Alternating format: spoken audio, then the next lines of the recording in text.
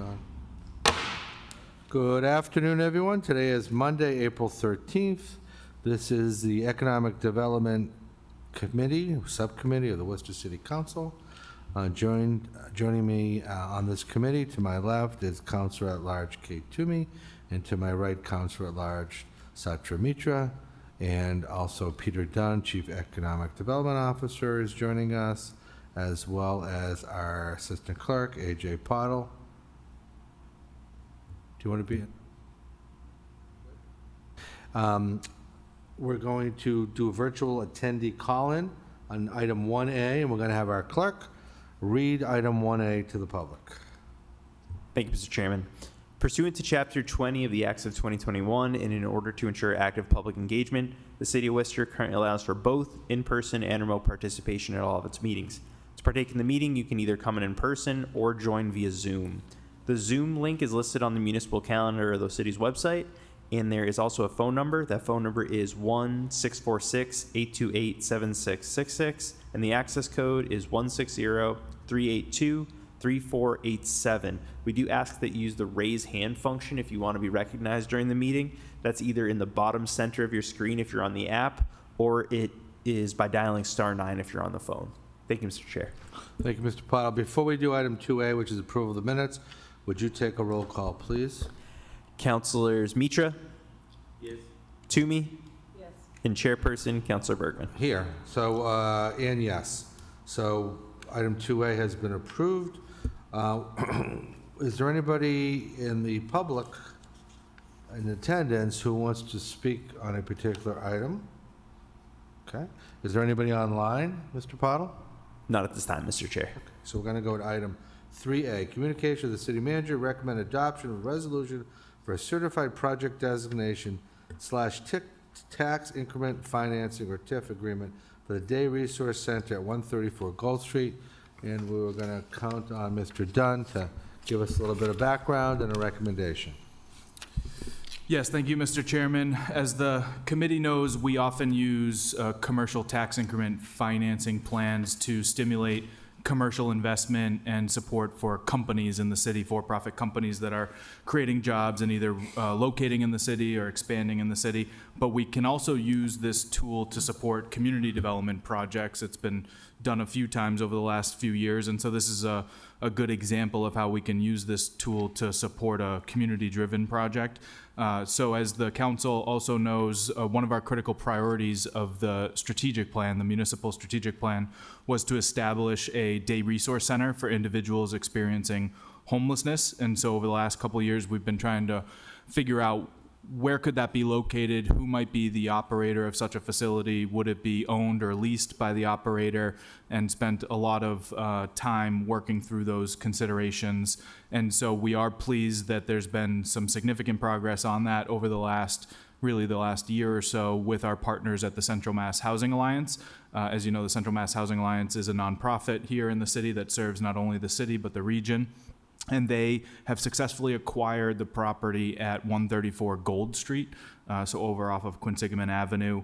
As part of that acquisition, and in particular because there are historic tax credit resources available to the project, they were started to get secured under the former ownership and then are being pursued and being utilized by the Day Resource Center. The acquisition of the property was done in a limited liability company. So Resource Center Worcester LLC is the newly established real estate holding entity of Central Mass Housing Alliance. So the LLC This meeting is being recorded. So the LLC will hold title to the property, and then CMHA will lease it for the Day Resource Center operations. And as part of this priority that we have in the strategic plan, the Day Resource Center, the goal of it is to provide a centralized, dedicated space for individuals facing homelessness to receive comprehensive support. So having a one-stop shop or facility where folks can access housing assistance, employment resources, wellness services, basic needs like showers, laundry facilities, bathrooms, storage, as well as charging stations for any electronic devices, and we're working closely with other community partners as well that provide various resources that might be beyond the day-to-day resources that CMHA as an organization provides. And those clients of the Resource Center would also be able to receive mail at the Day Resource Center. One of the challenges we see in the community with the unhoused is not being able to have a physical address to get certain mail, and so that would be available to them as well at the Day Resource Center. There would also be confidential spaces for one-on-one consultations, job interviews, telehealth, other services that need that level of privacy in a dedicated space like that. And right now, our data available indicates that about 130 people are leaving the shelters every morning, and then there's another 140 that remain unsheltered, resulting in approximately 270 individuals without a fixed destination every day. The idea to renovate this facility, it's vacant, of course, and the renovation will be done in 2 phases. So the first phase is really focused on the Day Resource Center operations on the first floor of the building. It'll also include some exterior site improvements with the parking lot and an outside area. The acquisition of the property at 134 Gold Street also came with the adjacent parking lot at 5 Sargent Street is the address there. And then phase 2 on the second floor would be completed subsequently. And there are different thoughts and planning exercises about what that second floor would be in terms of the highest and best use and complementary to the first floor Day Resource Center. There would be some jobs being created here at the Resource Center for the operations to have that be done successfully. And then in terms of the tax increment financing part of this, so as we know, if CMHA were to would have acquired the property under the nonprofit, it would have been eligible for tax exempt status. But because of the historic tax credit resources and the acquisition under the LLC, the need to provide the TIF is necessary to keep the operating expenses as manageable as possible, because this is really a community facility that isn't about generating, maximizing income through rents like a typical development project would be contemplating that type of rental income. The base value of the property, the base assessed value this year is $460,300. And then the total assessed value after the phase 1 construction is currently estimated to be about $3.3 million.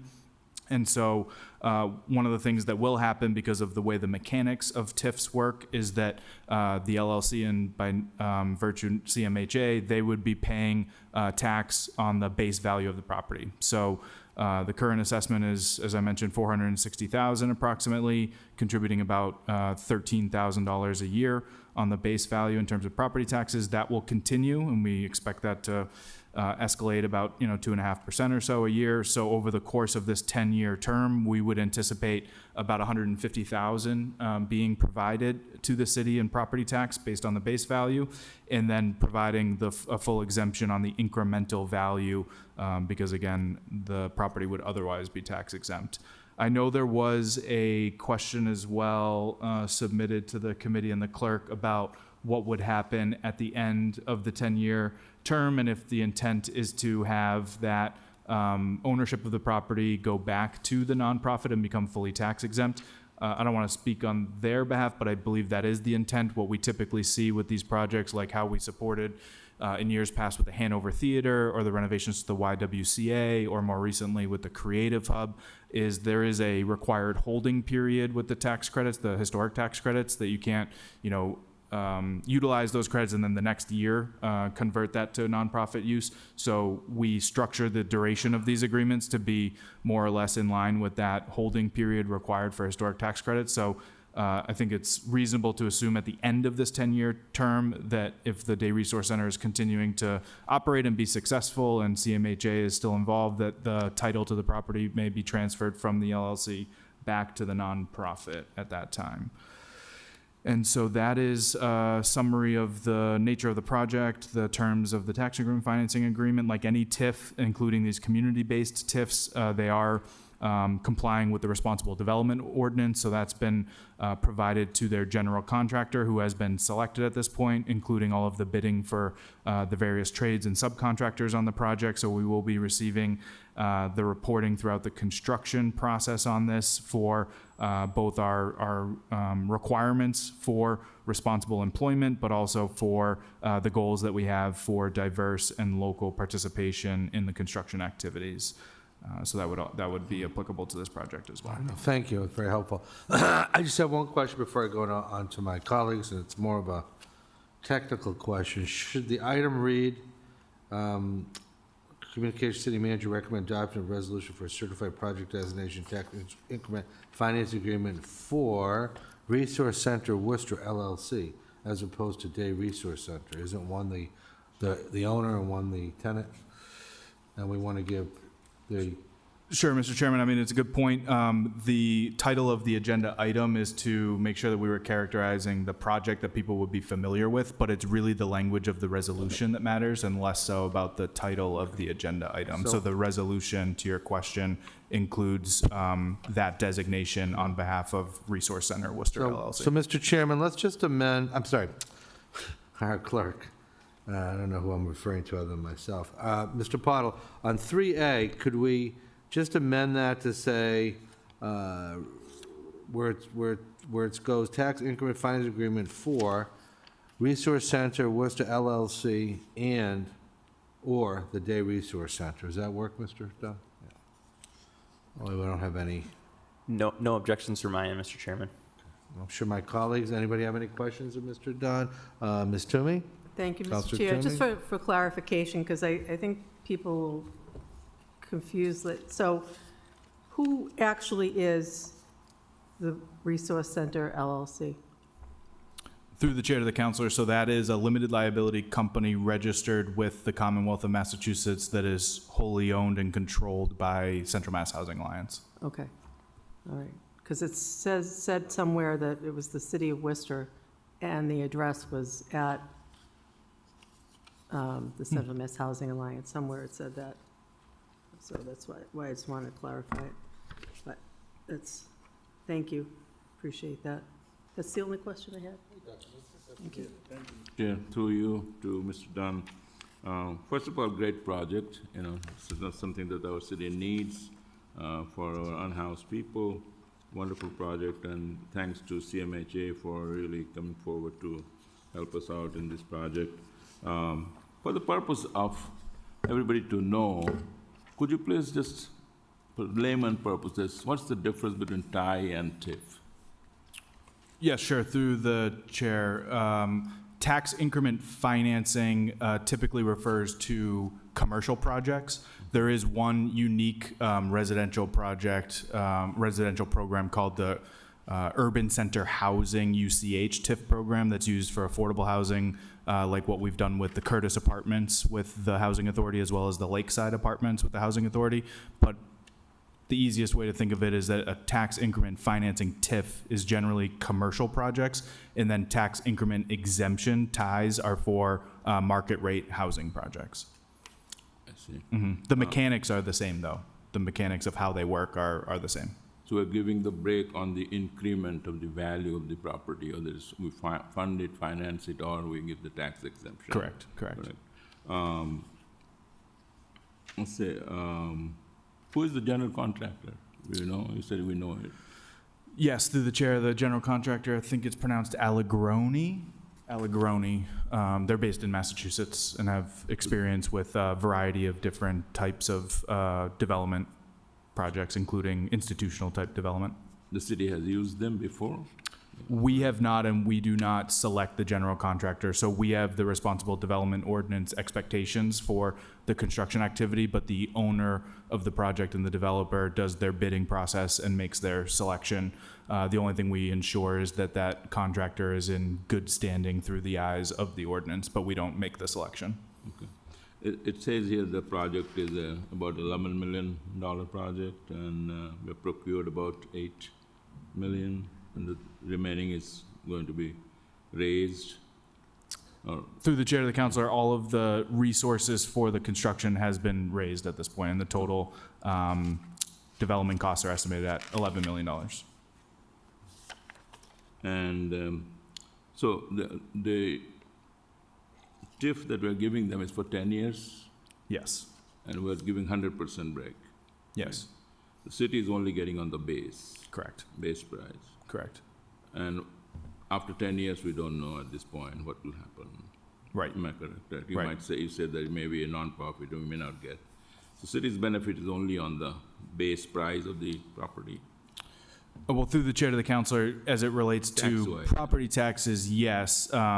But I think that really the benefit of this, it's more of a community-driven project, Absolutely, so we're yes. going to be benefiting from this new facility being available because it's addressing a critical gap that we have right now in terms of the assistance we provide to the unhoused population. There's not going to be any kind of rent or income source from this project for the city? besides Through the chair to tax? the counselor, the city wouldn't generate that kind of income. I wouldn't be able to speak to, there will be a lease agreement between the LLC and CMHA, but again, controlled by CMHA's governance. So I don't know if there will be dollars that pass between CMHA and the LLC. There could be just to pay debt service, that might be construction debt incurred by the LLC, but for more kind of specifics around the lease structure and if any rent would be paid among those two entities, I would need Ms. Bradley to kind of comment on that. All right, I think it's a great project as I see. I think it's much needed, and as I mentioned before, that thanks to CMHA for coming forward to help us on this small set scale. Thank you. Just had one or two just last questions before we take a vote on filing the communication. How many people on our average day will the Day Resource Center, do they anticipate being able to accommodate? Mr. Chairman, if it's okay with you, I think Sure. Ms. Bradley would be best to answer that. She's been itching to speak. Yes. Get her money's worth. Thank you, Mr. Chair. We expect probably 60 to 80 to use it at any given point in time, but we expect the majority of the folks who are experiencing homelessness to use it throughout the week or over a period of time. And while you're there, the other question I had is, I know this comes up in shelters for unhoused. I'm assuming there'll be a combination of male and females. If somebody needs a shelter and they are a couple, whatever gender they are, but they're a couple, let's assume, coming into the resource center, are they split if they're different genders, or? Yeah, the Resource Center will be used for day services, not as a shelter currently, and so really that hasn't been determined, so the folks who are couples will be able to receive the services together. Okay, I think that's great. But, And, Through you, Ms. Sure. Chair, to Ms. Bradley. But and the phase 2, what would that be? I mean, you have any? So right now, phase 2, we're looking at medical respite, possibly on the second floor in a transitional housing program. And the second floor is designed that if couples were there, they would be able to stay in the same room together. That's a lot of the reason why folks who are experiencing homelessness won't use shelter. I mean, most folks who are in a couple want to stay with their significant other. And just the operational expenses would be generated for maintaining this building, and everything else will be coming from? So there's a variety of sources we're looking at. We are looking at some funding from the Executive Office of Housing and Livable Communities to fund a portion of it.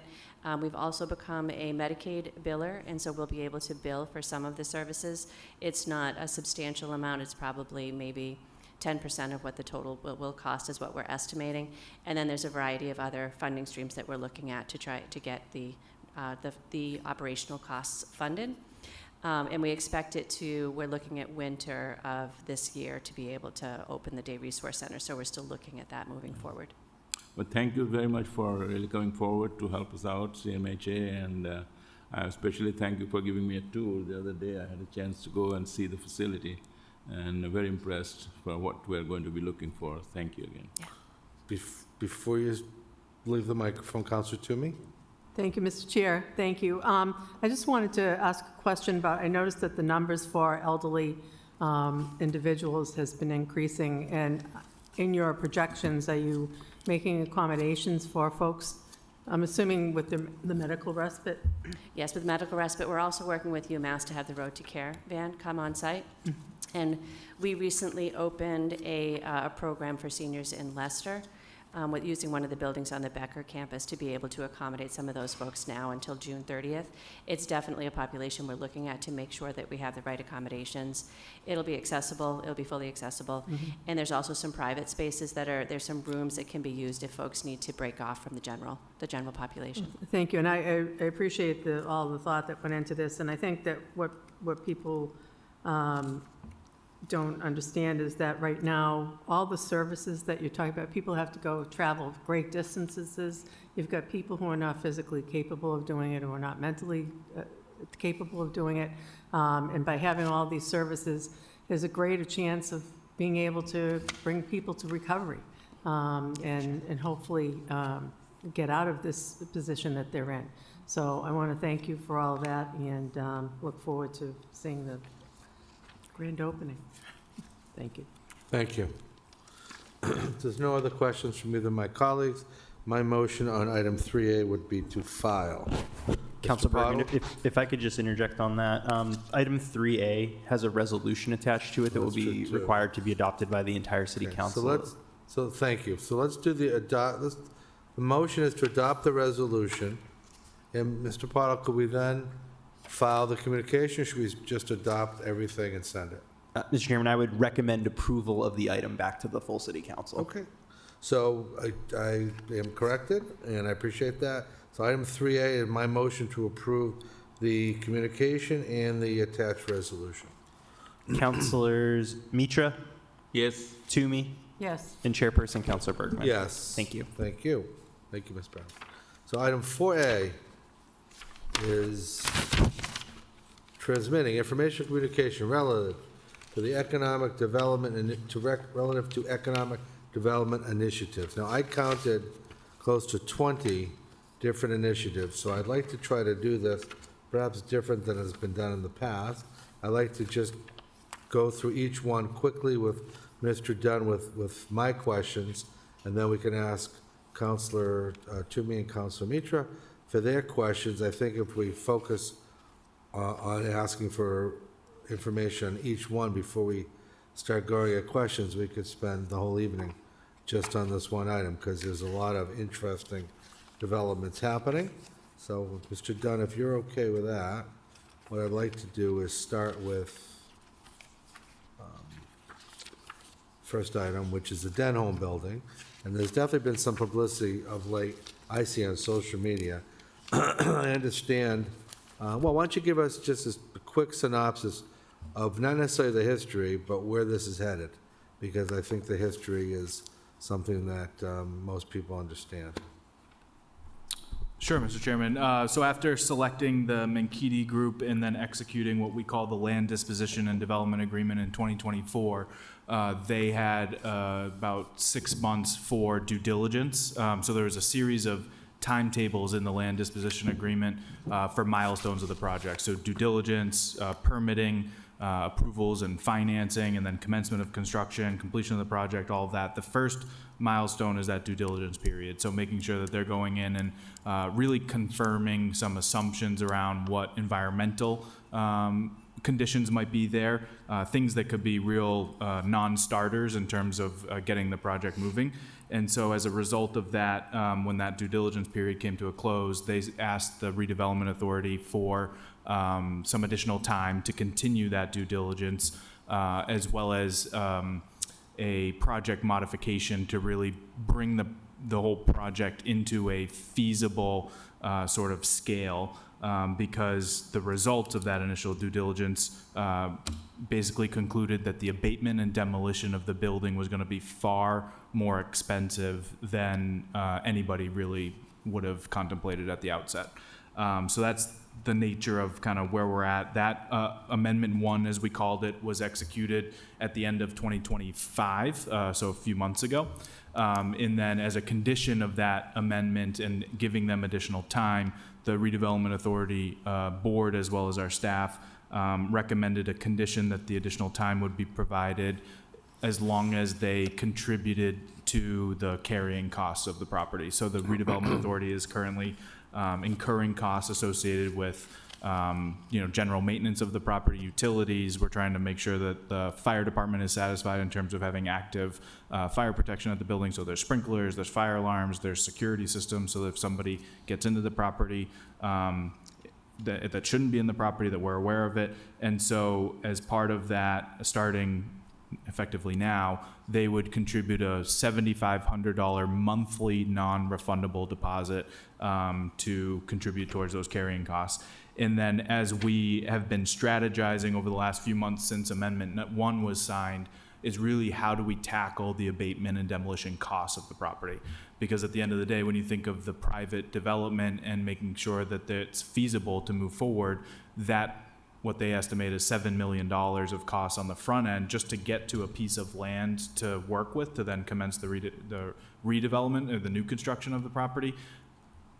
You have to either absorb that, it either makes the project relying further on subsidy, or it just makes it less feasible. And so as we have been strategizing over the last few months with them about, you know, what programs exist, how can we tackle this abatement and demolition of the property, we decided that it would be most advantageous or most strategic for the redevelopment authority to pursue the abatement and demolition of the property, because the redevelopment authority can access various programs at the state and federal government that can cover those types of costs.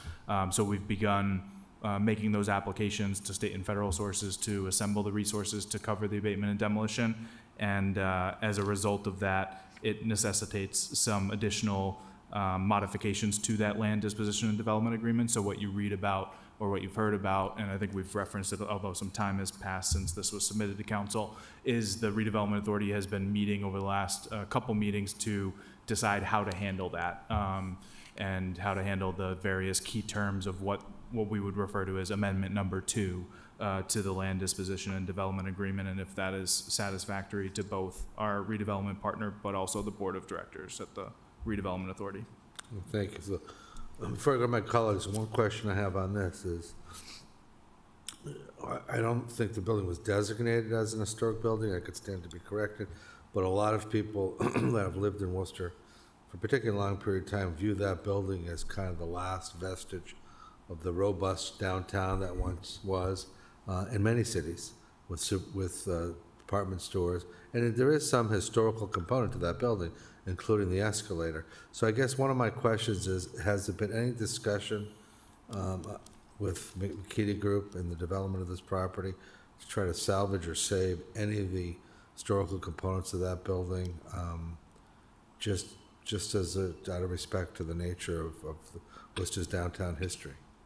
Yes, Mr. Chairman, it's a good question, and that is part of it, I believe, and I believe they've already committed to that. The thing that strikes me, what I'm remembering from their proposal in our conversations, is particularly the panels of the escalators, and there were, I think, some other things as well, less significant. That was the most significant that could be removed and preserved and kind of reused in the building or in some kind of way, would be those panels on the escalators. I think there was some other smaller items, but we have been in touch, and this goes back a while. It's been a while since we've been in touch with this individual, but it was somebody who was very involved in some of the literature and storytelling of the history of the Denholm. His name is escaping me, but had some recommendations from him that we've passed along to the Mankato Group. Would he be the person that decorates the windows quarterly? Yes. I know who you mean. He did a Yes. book on the Denholm Yes, building. yes.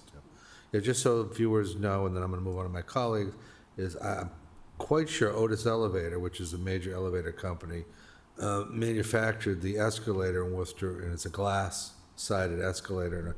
And I think I know it was the first one done in the United States of America. It may not have been the last one, but it was certainly the first one. I'm going to just rotate out of fairness to my colleagues. Councilor Mitra, do you have any questions? Yeah, just, I know that the number of units, which was originally 233, is now down to 190, but the 20% of them are still the same 20% affordable housing. That percentage hasn't changed, right? Yes, through the chair to the councilor, it'll be no less than 20%. That's the proposal we accepted. If they were to do more, we might be open to considering more. It depends on, as we map out the final, when it's really their responsibility, but as they map out the final, what we call capital stack, the sources of funding, there will still need to be some gap financing, some participation of like state or federal programs, and depending on what that source is, you might actually see that 20% go up a little bit, but it'll be no less than 20%, and the current plan is 20%. And what's the timeline now? Have they come up with when they are starting, or? about? Through the chair of the councilor, so the real project timeline is dependent on first getting the abatement and demolition complete, because then you'll have the land to work with. So our best estimate right now is that about this time next year, at some point like mid-2027 is when we would hopefully have the demolition complete. And then they have proposed to the redevelopment authority board, and the board is discussing it further tomorrow, what they will be doing throughout these next 12 months and what level of progress that's showing throughout these next 12 months, including going to the planning board for a site plan approval, those types of pre-development activities, but they wouldn't be able to commence the construction until the, pad-ready site is turned over to them. So right now, they're estimating commencement of construction in 2028 is what they're estimating right So now. one curious question that has ever been any such magnitude of demolition in downtown in the past? Any building that this is going to be quite a bit of a demolition for us to be safe and doing it the right way. Through the chair to the councilor, I would say, unfortunately, there's been a lot of demolition in the downtown over the years, especially when you think of the, early days that are looked upon very critically these days, the early days of urban renewal. When you think of the dozens of acres that were cleared to make way for the Galleria, there was significant demolition done at that time that is often criticized. But more recently, and I think it's a little bit smaller, but still had a lot of significance associated with, certainly way more historical significance than the Denholm would be the Notre Dame Church that came down 7 years ago or so now. Yeah. Well, thank you so much, appreciate it. Counselor Chimmy? Thank you, Mr. Chair. Is there any commercial space going to be planned for the first floor? Through the chair of the councilor, yes, significant amount on the first floor that they, I forget if they use this term, almost like promenade. It's going to have some significant prominence associated with that. They wanted to make sure that that was incorporated as part of it was part of our evaluation criteria for the RFP, because that level of first floor street activation is critically important for us from a planning perspective of what we're trying to see for these buildings in the urban core of the city. I forget the square footage in total off the top of my head, but it's a significant amount of commercial on the first floor. Thank you. Through you, Mr. Chair, also, could you just touch on the responsible employer and inclusionary participation policy compliance? Yes, through the chair to the councilor, even if they do not seek like a TIF or a tie for this project, they're evaluating whether that might be a request that they make. But even if they do not, the redevelopment authority has a similar policy for any time the redevelopment authority sells land in the city. So a lot of the same kind of, it's, I guess, not quite as verbose as the responsible development ordinance, but it's a requirement that there's responsible contracting and reporting around contractors that are in good standing, as well as goals. They've matched the city's goals as it relates to local and diverse participation. So it'll be very similar to the responsible development ordinance, regardless of whether they receive tax relief. So they would have, the WRA would have the oversight, not the city? Through the chair to the councilor, it'll come through my office through our program and compliance manager, but the oversight governance structure of that would be the redevelopment authority. But if they were to seek any kind of tax relief, it would be sort of the redevelopment authority and the council working hand in hand in that regard. Yeah. Thank you very much. I'd like to move on to another economic development highlight that we have in our package, and that is the RMV property, former RMV property at 611 Main Street. But I'd like to start this by just reading the last sentence, I believe. WRA Board adopted the demonstration project plan, took title to the property December 2025. Since the WRA acquired the site for nominal consideration, Mass DOT will share in the sale proceeds once the WRA completes the disposition process. The WRA's next step include holding a community input session this spring to inform the vision for the site's redevelopment, as well as to inform the RFP process. WRA would also anticipate advertising for a RFP in late spring or early summer. The reason why I read that is, to me, that summarizes where we're at, and I don't have any other questions, but my colleagues might. But just trying to get through all these, exciting opportunities, economic development opportunities, I I want to try to highlight where some of them are at, and if we don't need to get further questions, that's fine. If we do, I'm open and welcome to doing that as well. So do either of my colleagues have any questions on the former RMV site? I do not.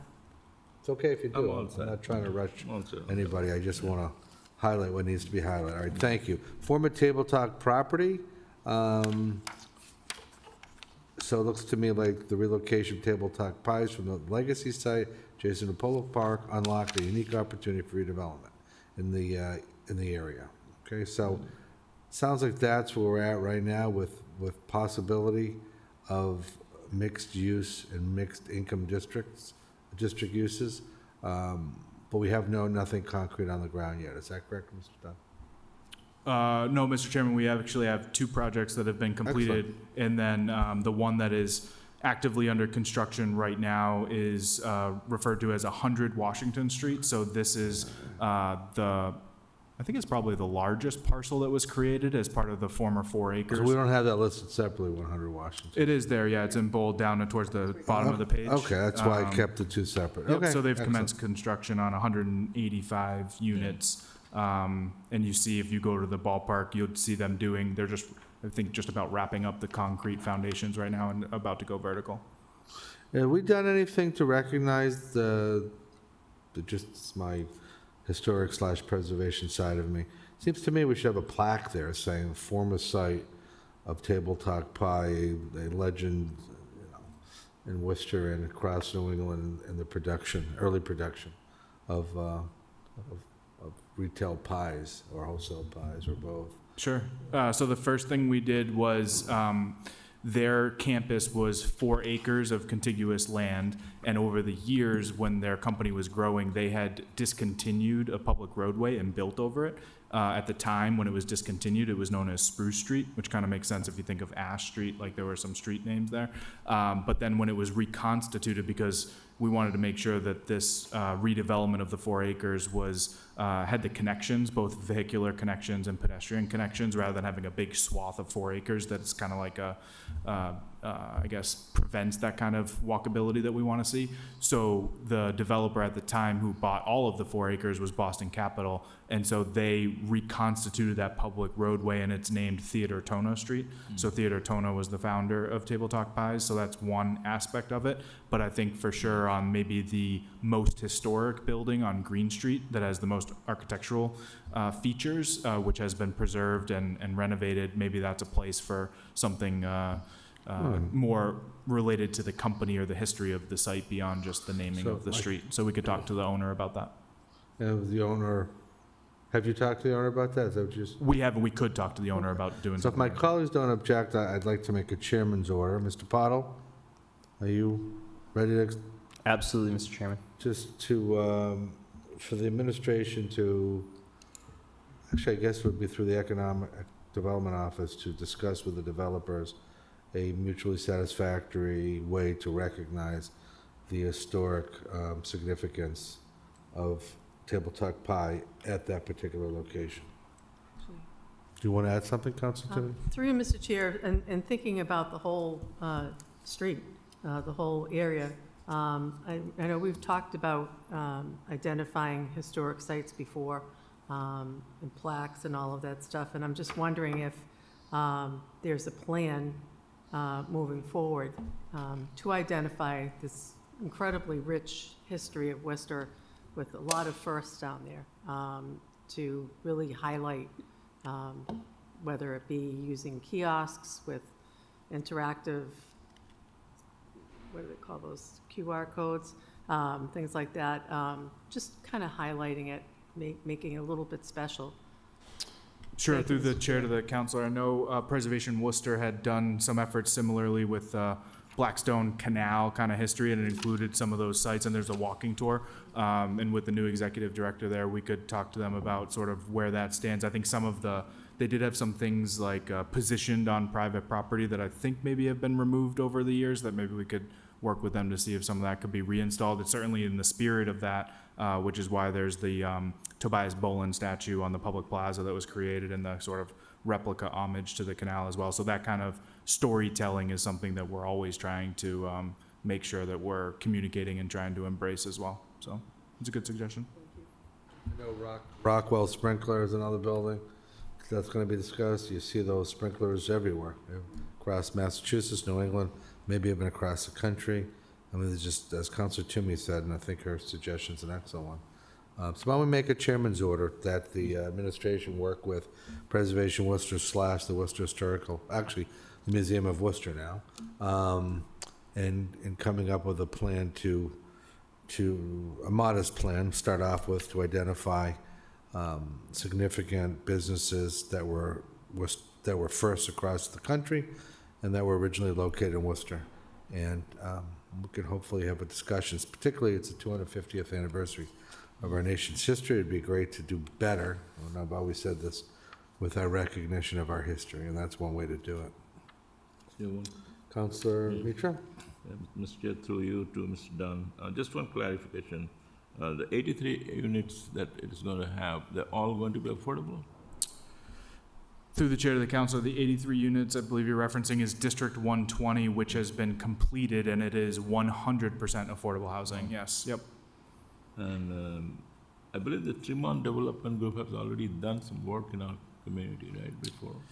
Yes, through the chair to the councilor. So Boston Capital had a structural change. So Boston Capital acquired the 4 acres that was formerly Table Talk, and then they constructed District 120. And at the end of that project is when they changed their names to Tremont Development. Mm-hmm. In addition to this project, they are also the partners of the Worcester Housing Authority with the Lakeside apartment redevelopment. So they are have enjoyed their experience in Worcester, are looking to do more. They specialize in affordable housing, which is why the District 120 was all affordable. But that's kind of the transition, is that many people still maybe remember them as Boston Capital, but they changed their names a couple of years ago to Tremont. Thank you. Yep. Appreciate it. Thank you, Mr. Chair. Thank you. Let's move on to Rossi, if there's no further questions, to Rossi, I'm sorry, yes, Rossi Development. So I'm going to highlight what I think kind of is a good starting point for the discussion. I'm referring to the Rossi Development. They have received planning board approval for 3 additional developments known as Lot 3B, 3C, and 3D. 3B would consist of 90 market rate units with a small commercial space on the first floor. Lots 3C and 3D are smaller parcels on either side of 139 Green Street, consisting of 36 and 38 market rate units respectively, along with first floor commercial space. The development expects to have the 90-unit development underway in early 2026, with other properties to be part of subsequent phases. So, Mr. Dunn, could you update us on where we're at with these projects? Yes, Mr. Chairman. So Anthony Rossi is the developer that did that most historic building at 153 Green Street. It's complete as it relates to the exterior restoration as well as the apartments on the upper floors. He's working on the build out of the first floor for commercial use. But then he is also working with the principal of Tremont Development on the future phases, which include the largest one. They're getting, expect to get under construction this year, which is the 90-unit development that you referenced. It'll also include a structured parking garage to support the parking needs there, as well as the smaller buildings. So part of it being, you know, some just logistics, construction management logistics, where they don't want to have all these phases kind of going on at the same time. It's hard to manage that in terms of lay down areas and all of that construction activity happening at the same time. And then also financing considerations. So they're going to get going on that largest phase of 90 units with the parking this year, and then the other 2 will be a later phase, which are much smaller. If you can picture it, what was formerly Smokestack Urban Barbecue and now is Saloon 139. There's some small piece of land on either side of that, flanking that building on either side. So their proposals on those, which have been approved by the planning board at this point, are for more modest type development of just a few stories that would kind of be more in keeping with the level of scale that you see right along Green Street, and then stepping back the density as you get further up 3 or Torno Street, closer to the ballpark, when you start to see that higher level density. Okay, thank you. Any questions from my colleagues on that? Okay, we'll move on to 100 Washington Street. Let me just read the last sentence of the excellent summary Mr. Dunn and his office provided us. The proposed 185-unit market rate project received site plan approval from the planning board in 2025, and SMG management has started to commence site work. So could you update us on what's been happening since, Mr. Dunn? Mr. Chairman, that progress continues. They've moved beyond site work into the better weather now. The concrete forms have been just about completed. They should be probably going vertical soon with the steel necessary. This developer, just so you know, I think they've also enjoyed their experience in Worcester. They were the group that did what's referred to as Poet Hill over off of Gold Star Boulevard. Yep. And they are also wrapping up soon 5 Madison Street, which is closer to downtown, before moving on to this one. And I think that they, are moving forward aggressively on that construction. So good to see that. That's great. Either of my colleagues, Councilor Toomey, Councilor Mitra, have any questions? Just one Councilor Mitra? clarification, Mr. Chair, through you to Mr. Dunn. So this 100 Washington Street, they're all going to be market rate project? Yes, through the chair, that was permitted before inclusionary zoning was adopted in the city. Thank you. Thank you. Let's move on to something that might be a little bit more complicated and timely, because I know we have some city council discussions coming up on Madison properties. So, Mr. Dunn, hard for me to summarize this easily, and that's where your expertise comes in. So I'm mostly concerned or interested, I think the listeners are as well, but where are things at now? We know that Madison Properties hasn't developed property, so where are things at now? That's what we'd like to know. Sure. The primary update in progress is actually through Madison's marketing of parcels for sale, including what we call the second residential site. So there was always envisioned a second residential project behind the Revington. So the Revington's right up along Madison Street at the corner of Green Island Boulevard, and then behind it, farther down Green Island Boulevard, is what's referred to as the second residential site. So in our agreement with him, the council had approved a framework for a tax incentive package for that through HDIP, through the tax increment exemption program. And then also the agreement had an obligation that the project should be no fewer than 125 units. So as he was focused on the Revington and getting that stabilized, he had marketed that for sale. It is under agreement with a developer called GFI Partners, who's based in Massachusetts, has done other projects in Worcester, like the former U.S. Seal site on Blackstone River Road. They have planning board approval to do 197 units, so that meets the requirement of having at least 125 units. They are interested in inheriting the tax incentive framework that Madison Properties was approved for, so that is on the council agenda tomorrow night. And one of the things I think we've appreciated about their approach is that they recognize that Madison did not build that on the schedule that was originally anticipated. So they are looking to inherit the balance of that, because it was originally going to be a 15-year term with Madison, and that since time has passed, and as we think about when that would actually take effect because of the construction activity that has to follow, the term of that is going to be 10 years. So basically 5 years of benefits have sort of eroded because of the project not being completed on its intended timeline. So we appreciated their perspective on that and trying to understand the context of that and the importance of that and the revenues in the district that support the debt service on the ballpark. So I'm sorry. I was going to say, it's not uncommon, or is it, for us to transfer TIFs and ties to projects that were assigned to other developers for whatever reason?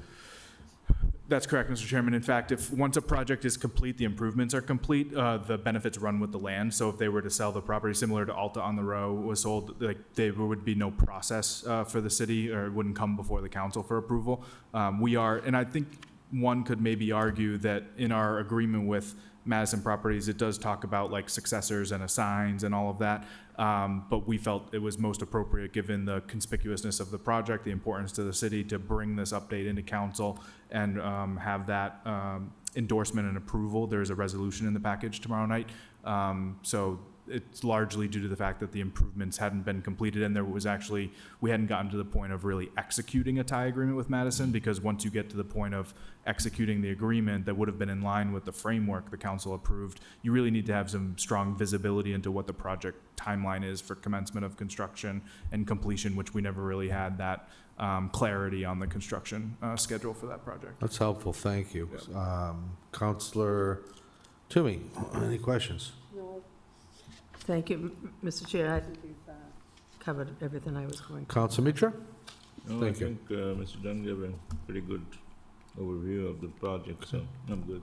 Mr. Dunn, we appreciate that, because I know Madison Properties and the whole scenario could sometimes get, the statements about what's happening sometimes are less accurate than when you actually have the people involved that are being asked the questions and giving the correct answers, so it's appreciated.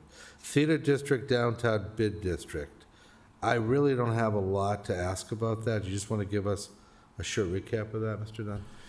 Yes, Mr. Chairman, we just continue to include this as part of, because it is this whole section is under the active urban revitalization plan of the city and the redevelopment authority, so we continue to include that. A lot of progress was made with the theater district master plan and then the business improvement district that was established, so we just continue to include that in any necessary updates. One of the ones that we're working on right now as it relates to what's timely in 2026 and activation in the downtown area are the World Cup watch parties that we're planning. So that is also on the agenda for council tomorrow night in terms of some grant funding that we've secured through the state to help with some of the costs associated with those World Cup watch parties. But we can discuss kind of the details of that at council. But that's kind of just the timely update that we included in this report as well. Either of my colleagues have any questions? Council Mitra? Council No, I'm Toomey? good. Let's move on to the Center Platform Project, at Union Station. Could you give us a short summary, Mr. Dunn, of what that, Yes. what's happening there? Yes, Mr. Chairman, this whole section relative to Union Station, so the center platform project, really wrapping up this, at this point, we don't really have much to share on because the construction was complete in 2025, I believe is when it opened in July. But really just use this as an opportunity to suggest that to realize the potential of the center platform, we need further investments from the state and potentially the federal government. As you all probably know, the mayor and the manager formed what they're calling the MBTA working group. That goes back a year and a half or so ago when MBTA adjusted the scheduling for what's known as the Heart to Hub or the express train, where they adjusted it not to our favor and our commuters, and so we started that working group to have better dialogue, consistent dialogue with them, and reference, what we think is necessary and the continued focus from MBTA, DOT, and state leadership in order to realize the full potential of the center platform. It's a significant investment. It would be part of the East-West Rail. If East-West Rail is successful, it'll come through Worcester. And then having that significant investment that the state and the WRA made on the center platform project, we want to make sure that it's dollars well spent, that we see the improvements, the frequency, additional frequency, dependability, and speed on our commuter rail service. The Research Bureau has been assisting with this too in terms of doing reports on both the ridership of the Worcester-Framingham line and the potential for the Worcester-Framingham line on those two series of reports. So really trying to continue that advocacy. There's some things, project underway known as signalization along the Worcester-Framingham line that should help with speed and the trains that pass at the same time. And we are also, they've asked me to join, and I've been serving on this Alston multimodal task force, because even though it's out in Alston, it's on the Worcester-Framingham line, and it could have significant consequences for us, hopefully good consequences for us. If it's done well, it includes the proposed West Station project, as well as additional track infrastructure, and the connection to Worcester, the important connection that we've been reminding those folks at the task force and at state leadership is that that land that they're talking about, and there's been some debate among local stakeholders about how much of it is going to be transportation infrastructure, how much of that acreage is going to be transportation infrastructure, and how much of it is going to be used for Harvard's ambitions or local ambitions around green space and walkability and housing. And we've been reminding them that the only reason they have that acreage to work with is because Worcester accepted CSX here. That's where CSX was located, and so that we did that with the promise that it would come with this improved transportation infrastructure for our commuter rail service. And really, if we want to ease congestion on the Pike and get those vehicles off of the Pike, we need to have reliable train service that works for commuters. So we're kind of keeping, again, this center platform concept on our status reports because of the ongoing advocacy that we have on rail service from Worcester to Boston. Is there a timeline where you think we'll know better if better rail service to Boston or more frequent direct service to Boston is ever going to happen? We've been talking about this, and it's exciting possibility, but it just never seems to get any closer since I've been on the council. Yeah, and a little bit in their defense, because when the CSX project all unfolded in like 2010, 2011, we had far fewer round trip days, trips per day. So we're now up to 22. When Union Station first opened, it was about 4, I think, round trip. And then around the time of the CSX, I think it was like 8 or so round trip. Now we're at 22 round trip service, so that has been helpful. We think that some of the scheduling and certainly just the speed, because if people are going to make the decision to not get in their cars and go on the Pike and get on the train, we want to make sure that the timeline is comparable to what they would do in a car. Right now from Worcester, especially with the different express options or the different stops, the local train takes about an hour and 20 minutes or so to get to South Station. Even the express train is still about an hour, so we're trying to see some of these improvements, whether it's signalization or what they call the triple track or bypass tracks at different pinch points happen so that we can see the speed get down to under an hour. That's one of the goals, as well as just more frequency, so that right now the 22 round trips is about every hour or so there's a train that leaves Worcester, and likewise in the reverse direction. And so the goal being like we should easily be able to get to 30 minutes, in our opinion, based on the infrastructure that we have, the level of investment being made, making it work for New England's 2 largest cities. We should be able to have commuter rail service between those 2 largest cities in New England that are leaving every half an hour or less. They think that with the signalization project that's actually underway right now, that they could get close to that 30-minute headway, but there are some cascading effects as it relates to the operations contract with Keolis, as well as some of the rail cars, making sure that when they have that increased service, that they have the rail cars to support that level of increased service. So there's a number of different kind of considerations and investments that need to continue to happen to get us there, but we do think that there is some progress being made in that regard as it relates to the bigger Alston multimodal project with West Station and some of the infrastructure there. One of the big things that the state is trying to navigate right now is that it's over $1 billion and about $350 million or so was cut from the federal government that was earmarked for that project. So how do they keep the momentum going, keep that happening, even though they need to fill that $350 million? That's very helpful. I have one other question. I'm going to go to Council Mitra, then Council Toomey. What's the time of the last train coming from Boston to Worcester? And you may not know this, and that's fine. That I don't know off the top of my head, and I think it changes based on weekday versus weekend, I think. Some of the complaints I had heard over time was, although during the week, people, were very appreciative of the options for time, then the weekends, the service, was limited. So actually, I guess we can make that a chairman's order, just for a list of all the times the trains come into Worcester and go out to Boston. You got that, AJ? Sure thing, Mr. Chairman. Council Mitra? Any questions? No, I think I'm good. Councilor Thank Toomey? you very much. Thank you, Mr. Chair. Just not a question, but perhaps just a comment that I hope that these discussions, we have some things in writing, in agreement when working with the state. Thank you. Thank you. So if there's no questions on that topic, we'll move on to Union Station tenancies. And I guess I'd like to start off, Mr. Dunn, if you know, and I don't expect you to have all these figures memorized, how much square feet remains not under lease at Union Station, if you know? A percentage or a number? Yeah, through the chair, it's very limited, and we have an awarded contract. It hasn't been signed, so it hasn't been operationalized yet, but it's the cafe space. So we did a bid on that in 2025 at some point, and it was awarded to Creedon and Company. So they're just going through some design considerations about the functionality and sort of fit out of that cafe space. But once that's done, all the leasable space will actually be fully occupied. And do we have any concerns of anybody leaving imminently that would open up more space and not make it fully occupied?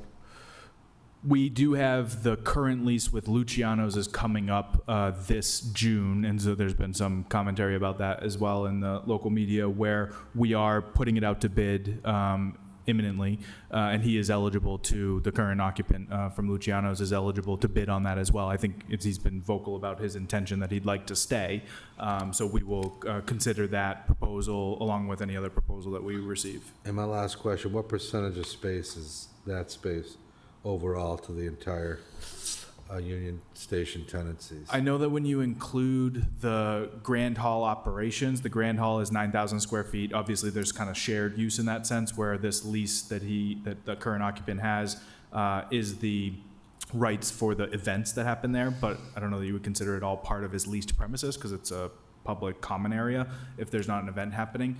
And then the restaurant, I think, is about 4,500 square feet or so. As it relates to the proportion of the building, it's quite small, but as it relates to the proportion of the total leasable square footage, it's probably about 10% or so. Okay.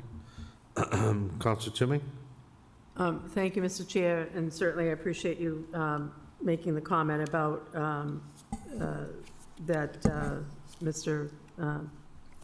that Gus will be submitting a bid. I know that there were some concerns from people, but I do want people to know that both restaurants, the 961 restaurant, which I've eaten at, as well as Maxwell's, are both very good. And one of the things that I think limits their potential for greater business is visibility or more, information about where to park, how to get there, et cetera. Because some people just look at it, so how do you get in there, right? Where do I go? Is there anything that we can do to assist in looking at our signage outside, or something to help enhance the potential increase in restaurant goers to both of those facilities? Because their success is our success. Sure, through the chair to the council, the way we would typically approach that is providing approval for certain signage. We would be unlikely to incur the cost of that signage, but if they have a proposal for enhanced signage, we would take a look at that and consider that. The interior has a preservation restriction, so a lot of the signage package and all of that had to Right. be approved by the Historic Commission. But to your point on parking, there probably would be an opportunity to improve the visibility of like where that entrance to the parking garage is, and that it is serving those businesses. So it's something we could talk to them about as well. Yeah, I think that would be really helpful, and, a positive sign as partners moving forward. Thank you. Thank you. Thank you. Counselor Mitra? Yes, Mr. Chair, through you to Mr. Dunn. So the cafe that was there, that's not there, and now it's been leased to Creedon Company. And what is their project? Are they going to have a restaurant, cafe?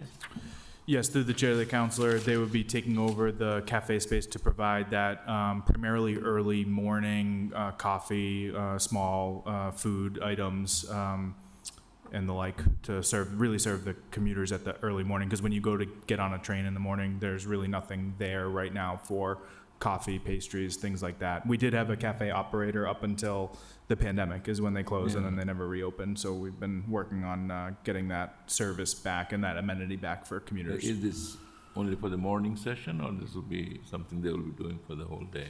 They, through the chair, we I'm don't forgetting their operating hours. It's through the lunch hours for sure. I'm just forgetting when they would close for the day. I don't think it goes deep into the evening hours, but we had some parameters around making sure that it was open and serving what we knew to be peak demand times for commuters.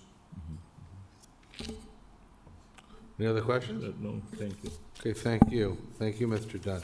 So let's move on to, looks like the Community Preservation Program.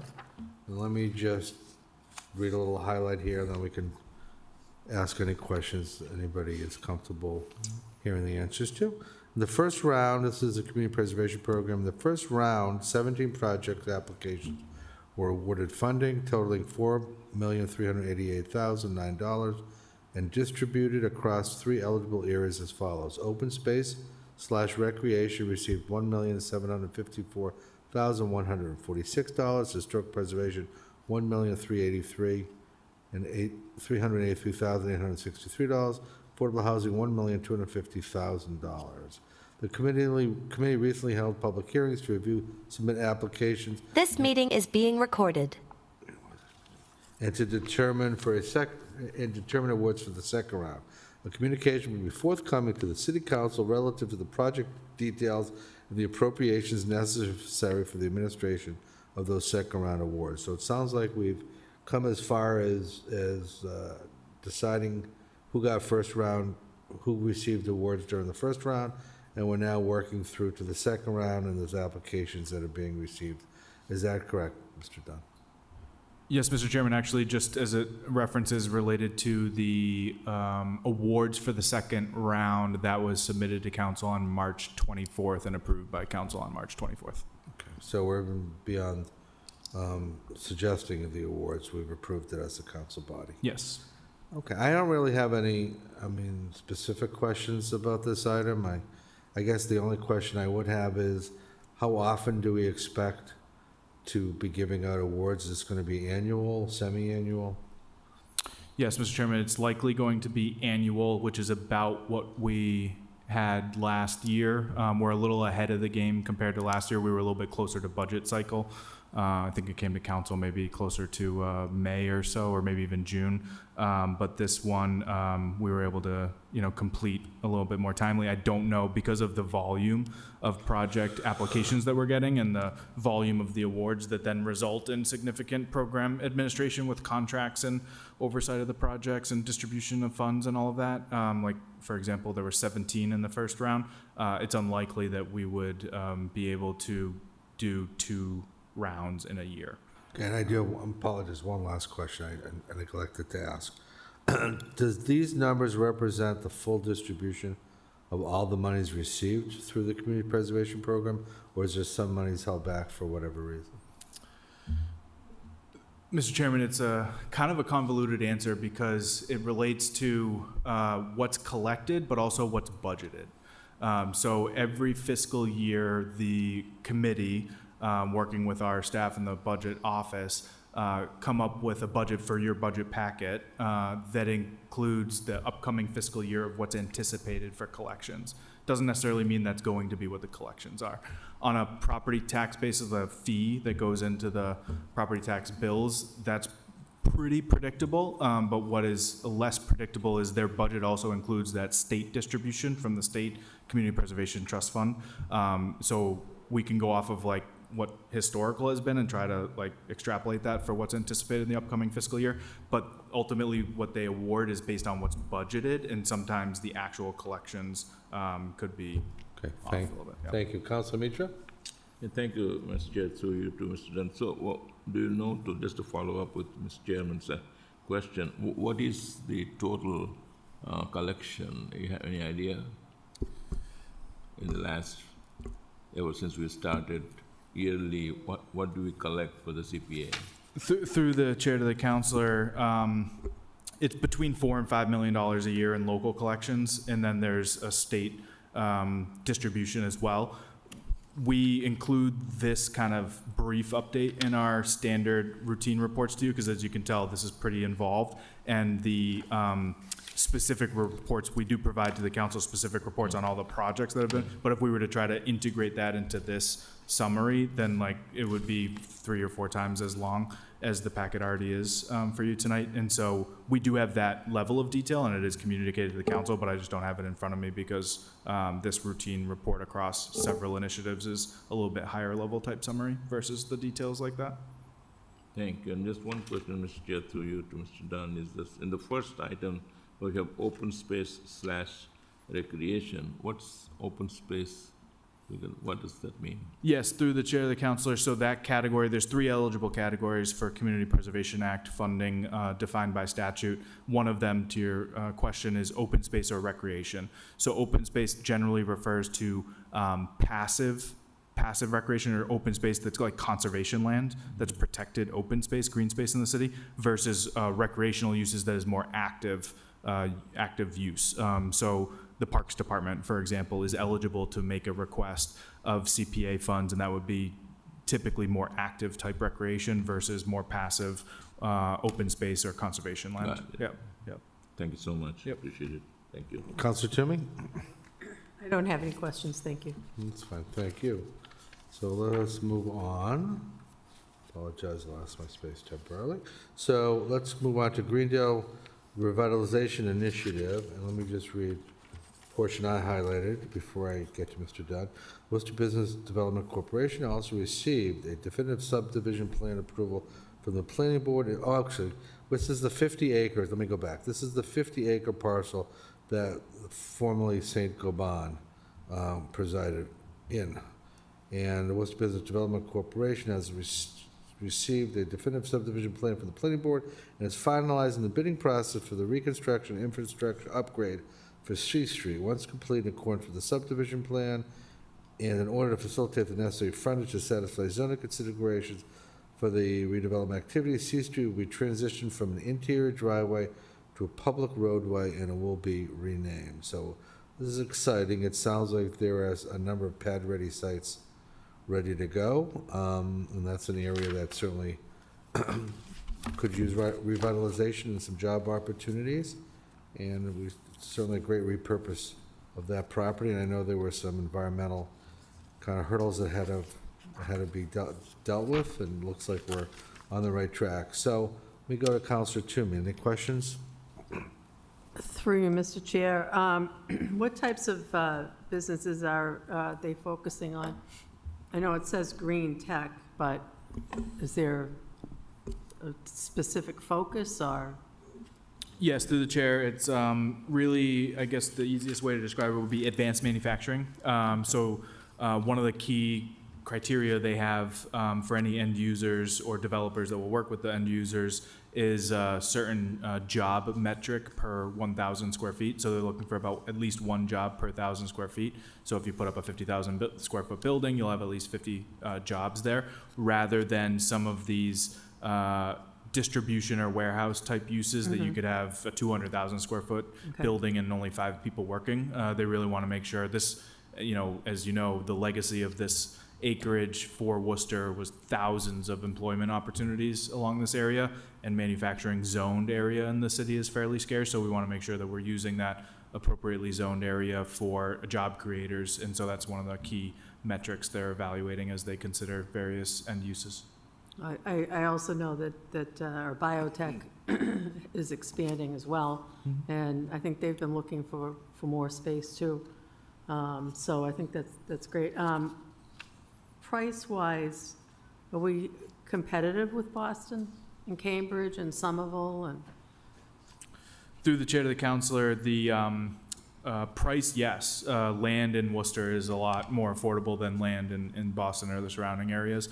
Similarly, space for manufacturing or for lab space is more competitive here than in Boston or in Cambridge or Somerville.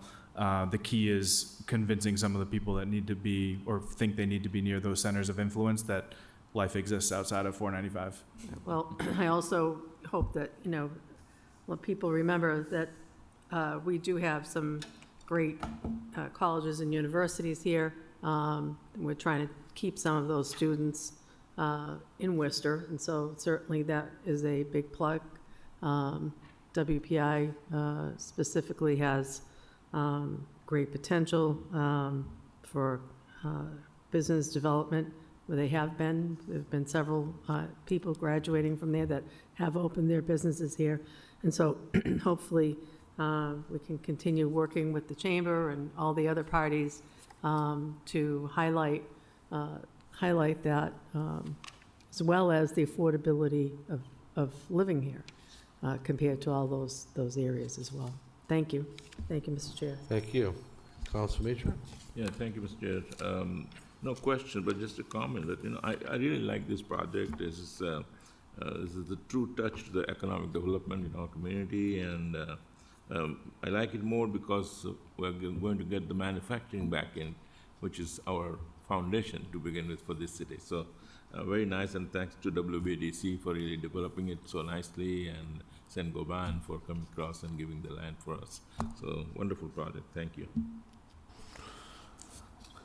Okay, thank you.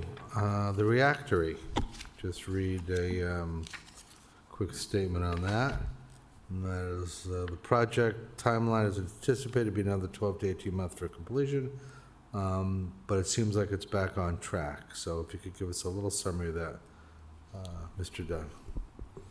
Sure, Mr. Chairman. So the first anchor user company there is Wuxi Biologics. So there was some pause related to some redesign of the interior in particular, because the outside of the building, the envelope of the building has been weather tight and more or less completed for a little bit of time now. But they wanted to make sure the interior fit out and the different equipment, essentially the sizing of the equipment and those types of processes was going to be built to serve the customers that they intend to serve out of that facility, because they're what's called a contract development manufacturing organization. So they're not manufacturing or commercializing their own products that they've discovered or built. So they are doing that for other customers. So they want to make sure that when they do that type of contract manufacturing, that they know who the customers are that they're going to be serving, and that the equipment in the building is meeting the needs of those customers. So they're should be open. I think the anticipated completion date is in at some point in 2027. That's a great project too, thank you. And I know that Counselor, former District 2 Counselor Kenny Merrill Carlson worked very hard on that with you and others, so it's good to see this coming to fruition. Anybody, Counselor Toomey? I do have a quick question, thank you. And I correct me if my memory is wrong, but I thought they were talking, creating close to 300 jobs when they first started this project. Through the chair to the counselor, I believe their information, because they do have a TIF, talked about 200 jobs, but because they actually part of the redesign, they're already past this phase of the redesign, but they actually made the building bigger. So when they came into city council for a TIF, I believe the obligation was 200 jobs, but that was a smaller building, and so now this 190,000 square foot building is larger, and I do think that it could be upwards of 300, but I try not to kind of overcommit something that maybe they're not contractually committed to, but we do think it'll be, you know, in excess of 200 jobs, probably closer to 300. And most of those jobs do not necessarily have to be highly skilled. Correct. Through the chair, as we understand it, the jobs will be about a third in terms of a third of the jobs are going to be sort of like technician based, where you could have just a certificate coming out of the tech school or community college with some credentials for general manufacturing procedures, and then a third of it being kind of that middle range of maybe like a 4-year secondary education, like a bachelor's degree, and then about a third that is more scientific, that's more of like the PhD kind of level. So a little bit of everything as it relates to the educational attainment required for the jobs being created. That's great, thank you. Thank you, Mr. Chair. Thank you. Let's move on to the Lincoln Square. Oh, sorry, Counselor If you Mitra? don't mind. No, I'm just curious, a project like this, when, you know, they say they were taking a pause to reevaluate, big project, 300 million, 200 jobs, if they reevaluated and said that it's not for us, do you have any contingency with them, or if they gave us this hope to do this year, and then after the evaluation, they turned around, is there anything that we have an action to take, or? Well, through the Just chair to the curious. counselor, it would certainly have implications for, in this case, the tax increment financing agreement that's in place with this company. So obviously not every development project has that benefit from the city, but because we do have that on this project, there would be implications there to work through. It's kind of related to Councilor Bergman's earlier comment about Madison Properties and like sort of does it run with the land, run with the company? If they were to make that evaluation and not complete the building, not create the jobs, and then somebody else were to come in, like that would have implications that would need to be reevaluated by the administration and the council as to whether that tax increment financing agreement should be restructured or removed. Yep. So also great project. I echo with Councilor Bergman, Chairman, that it is going to be a good project as well, so when done. 2027 is when they think they'll open it up, Yes. start. Thank you. A lot of groundbreakings we're looking forward to attending. Yeah. Hopefully our schedule continues to get busy with those. Lincoln Square Boys Club. The project consists of historic preservation of the existing building as well as 5-story addition to the facility to facilitate the creation of 80 units of mixed-use income housing for seniors. The project is now actively under construction and expected to be completed by May 2026. Another very good project. keeps some of the historical nature of the building, but addresses a need, which is mixed-income housing for seniors. So I don't have any really questions. I'm just excited that it's moving forward. Counselor Mitridge, I think I'm good. Counselor Good Toomey. project. Thank you, Mr. Chair. I really look forward to seeing this. I think it'll be exciting for folks in our community, having it being mixed use, income, housing. I think it's very important. I think it'll bring some vibrancy to that area, and certainly hope that it does increase the need for some more retail and spaces down that area. Thank you. Very welcome. Let's move on to the auditorium. And as much as I tried to find a sentence or two to... Sorry, take your time. Sorry. It was okay. not supposed to be on silent. Happens to all of us. Much as I try to find a sentence or two to kind of capsulize what's going on here, it's a little bit more complicated than that. So I know we got other items to deal with other than this particular one item, but the subset of this item is the auditorium. So Mr. Dunn, could you help us out with, as succinct as you can, and your talent level is very high on this, basically where are we at and what do we have to look forward to? Yes, Mr. Chairman, and some of the details of the language that we included relate to some requests of council for some particulars related to city financial contributions, particularly for the carrying costs, because we still own it.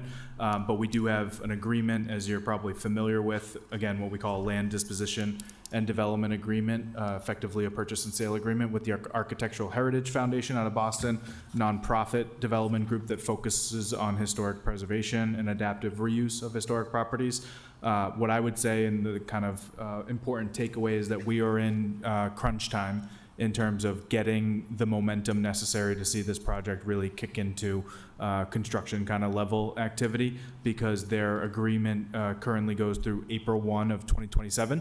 So we have about a year in order to really generate that further momentum to get towards commencement of the project. So their concept, they've done a great job coming up with a concept to really bring the auditorium back to its glory of a multi-purpose entertainment venue.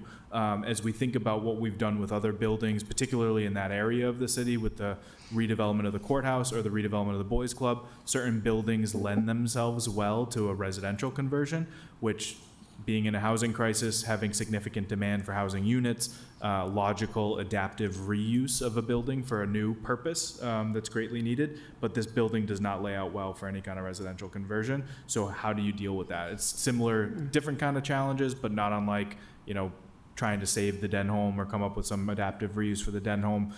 Architecturally, some buildings are just very challenging to come up with a new use for.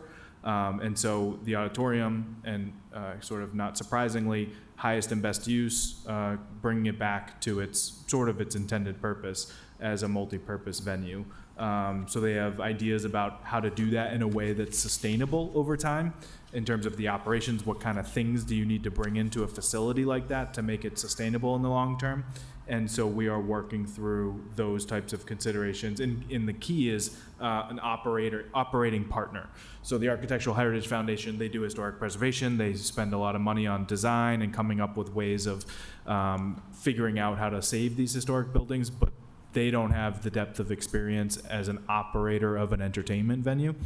So they have some conversations going on with who would potentially be an operating partner for that use. That's good. Councilor Mitra? No, I think I'm all set to that. Councilor Toomey? I have no questions. Thank you. So the number of the rest of the items, not all of them, involved the reuse to taxable status of surplus municipal lands owned. I really don't have, they're all interesting, but I really don't have a strong need to ask any particular questions, but I want to give my colleagues that opportunity. So Councilor Toomey. Is there any- On the on land disposition? No, there's it's all a number of those. clear. Councilor Mitra? I'm Thank you. good. Thank you. The business development, so I want to talk about a few of these quickly as we finish this section. Financial assistance program, the microloan program, I guess, I'm very familiar with this. Small business grant program, the facade program, particularly the facade program. But if you could start us off, Mr. Dunn, with just a brief explanation of both programs and how much monies are in each program. Yes, Mr. Chairman, and we'll talk a little bit later on the agenda about the overall HUD funding, the Department of Housing and Urban Development, the federal agency that we receive funding from on an annual basis that we use in our department and across departments for a variety of different activities in the city, one of which being financial assistance programs for small businesses.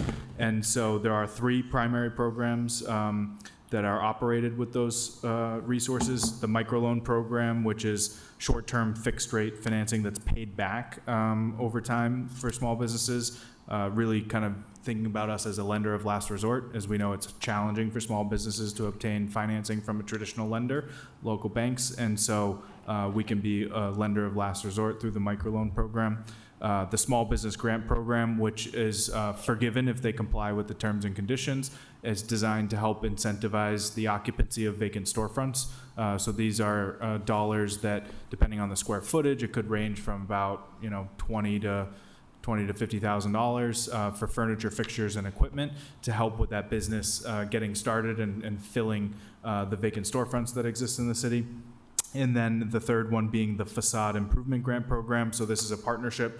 If it's a tenant of a building, storefront kind of environment, because it is in a partnership with the property owner. So sometimes property owners apply directly to us. Sometimes business owners apply in partnership with their property owner landlord. And we can participate in some improvements that are sometimes necessary. Again, in this kind of storefront environment, if it's been vacant for a while, it starts to deteriorate. It might need new windows, signage for the visibility of the new business, lighting, things like that. It could be accessible entrances too, like maybe there's a ramp that's necessary to help get into the front of the building, and so we can participate in those improvements. Again, similar kind of dollar range, and then if they comply with the terms and conditions for 5 years, it's forgiven as a grant. And so since 2025, the Business Development Division in our office has awarded $625,000 through this funding source to 13 small businesses and facade projects in the city.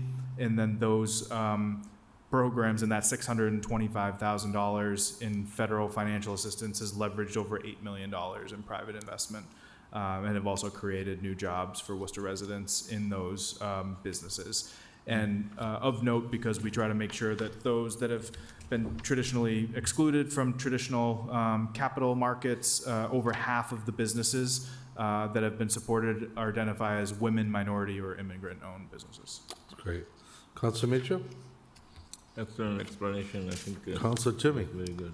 Thank you, Mr. Chair. I know the next section is specifically talking about the Minority Women Business Enterprise Initiative, which, certainly has overreaching influence on some of this stuff. And I really am thrilled about that's actually the program that we have is actually increased businesses in the city by 100 additional businesses.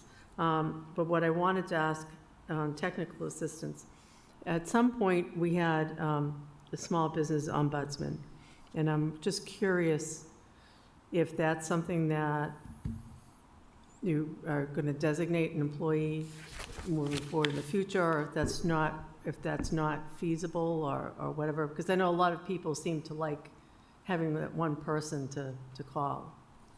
Through you, Mr. Chair.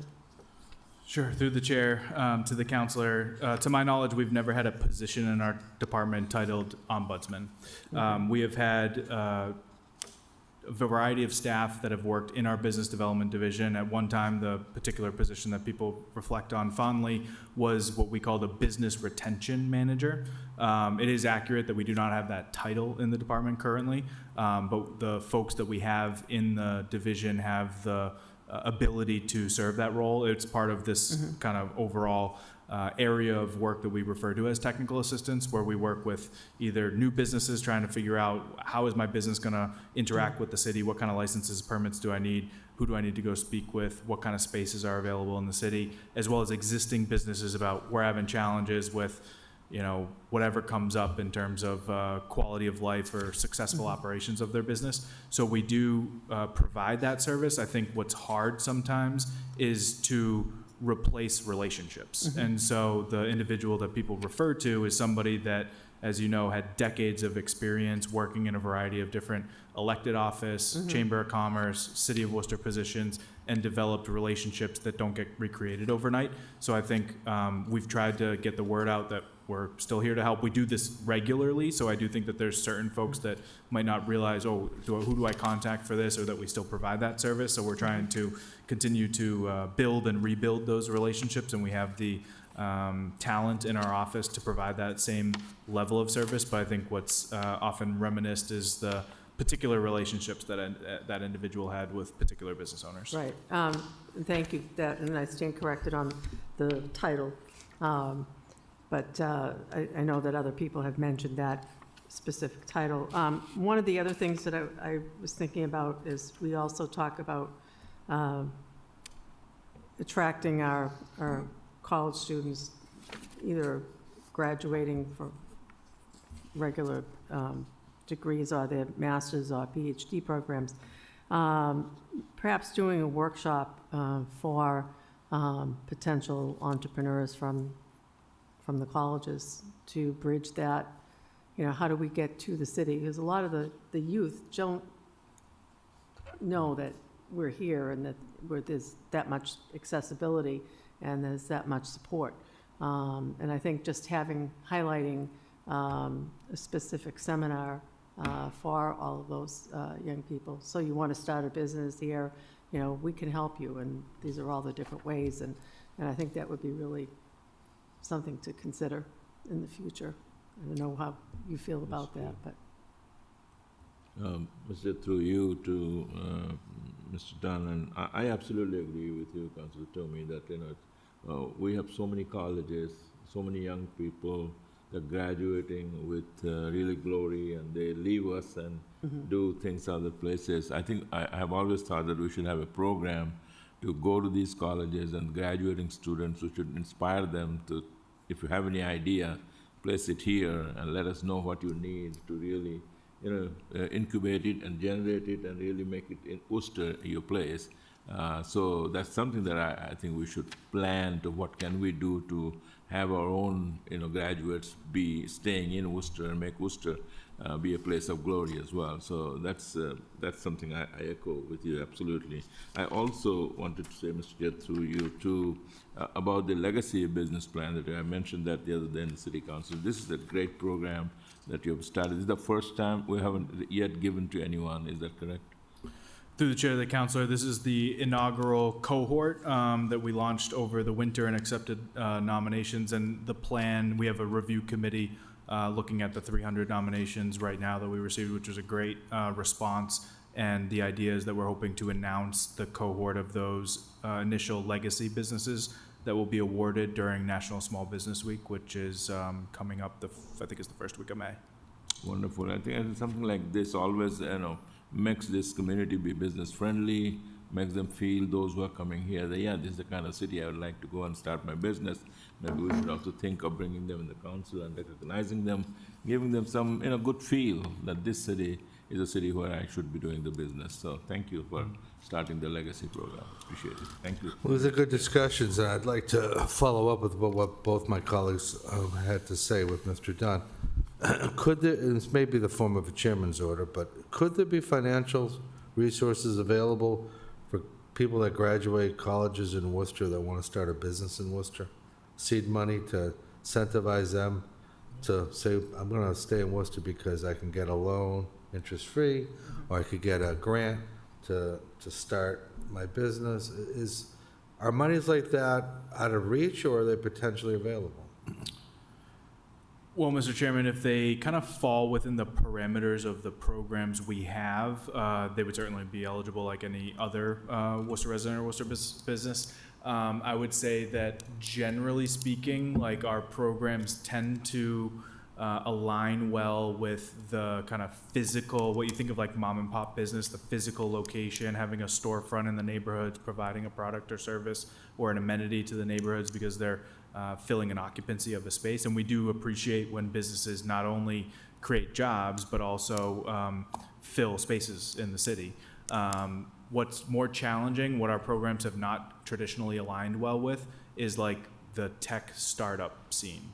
It's an inherently very risky industry, and so taxpayer-funded programs don't always align well with risky propositions like that.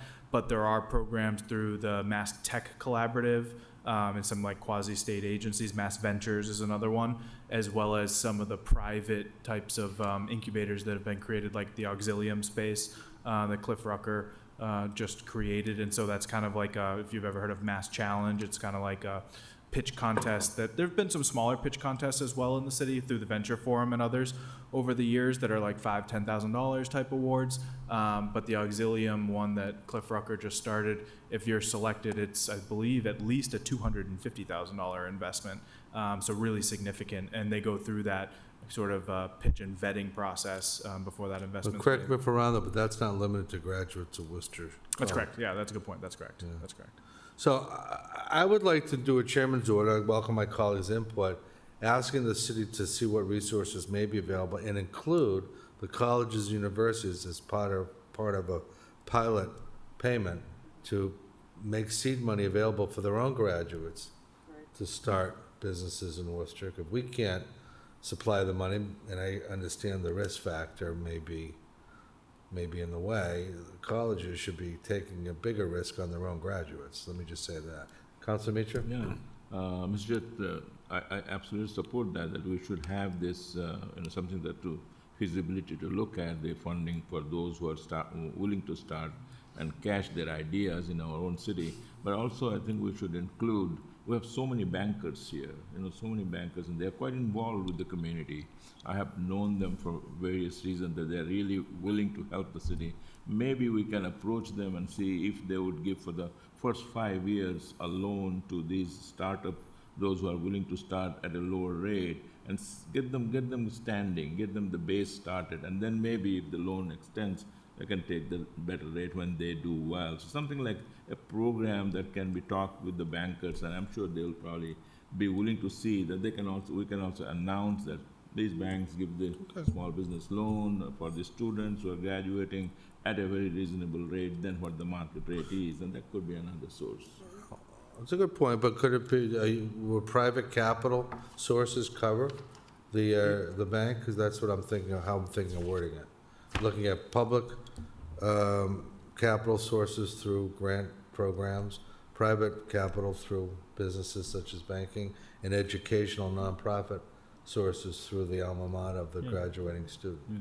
And also, many entrepreneurs may, Well, that would be the that's private, I think we private, would yeah, cover yeah, that, yeah. Thank you, Mr. Chair. I appreciate the thought, because it's definitely something I think that's doable and could create a lot of excitement, especially, Great. I'm thinking about it for recruiting, for the colleges, to know that you come to a city, you have opportunities to actually build your business, and that's a big plus. Yeah, And so if I were on one of the boards for one of the colleges, that certainly would say to me, that's investing in our own, that's investing in our future, and so that may be really worthwhile doing, because you know that a lot of times when we ask things, they're like, well, it's not in our educational domain, and all of that, and this certainly, I think, No, it is, is. so. Don't forget the person that's the alumni that gets the benefit of starting a successful business. Not only is it good for the city of Worcester, but it's good for their alma mater too. Right. So, No, great program to start. yeah, and I think it could be a combination. So AJ, are you ready? Mr. Chairman, I am. I'm going to be thinking out loud on this, but hopefully it comes across sensible. The chairman's order would be for the administration through the Economic Development Office to look at sources for graduate students of Worcester colleges to start their own businesses, including private capital, public grant/loan programs, state and federal, and reaching out to the nonprofit colleges and universities for a pilot program directed towards that goal. That seemed to cover it. Excellent. Thank you, Mr. Chairman. I would love to see like a Shark Tank type, where they get somebody from the chamber, somebody from economic development, and somebody from a bank or a college, looking at different product, pitches and making some choices. I think we should also go to the colleges and talk to the college presidents and see if they can talk to inspire these students, those who are graduating, that we have the availability of such sources, if you can say here and Right. catch your idea in this. So let them know that we're backing up, we're willing to keep them here. I think, Right. I agree, but hopefully we can provide them the meat and potatoes, and then we can get them to stay. Thank you. Great So, recruiting. yep, so let's move on. Financial assistance program, I think we've covered some of that. Technical assistance, I think we've covered that, unless either of my colleagues want to jump in with any questions.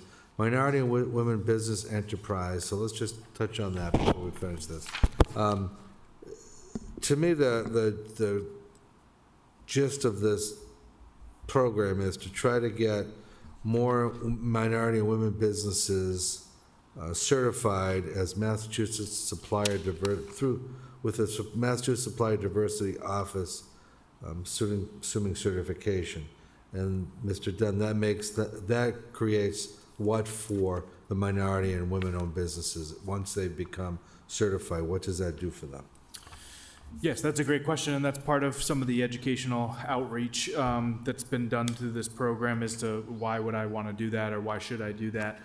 Because as we know, a lot of business owners are trying to keep up with just running their businesses day to day, and it takes time out of their day in order to pursue the certification. So primarily, that certification has been created for government contracting purposes.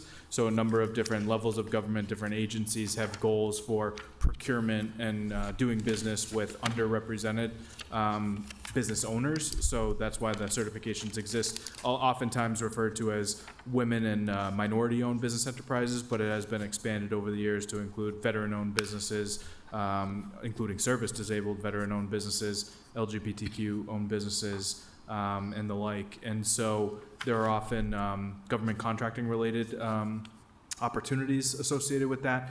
And then what we've also tried to inform folks, because there are plenty of businesses or industries that aren't really in the nature of selling to government because of the product or service they provide isn't something that government purchases, even though, for just by way of example, the federal government, United States government, is one of the largest purchasers of goods and services in the entire world.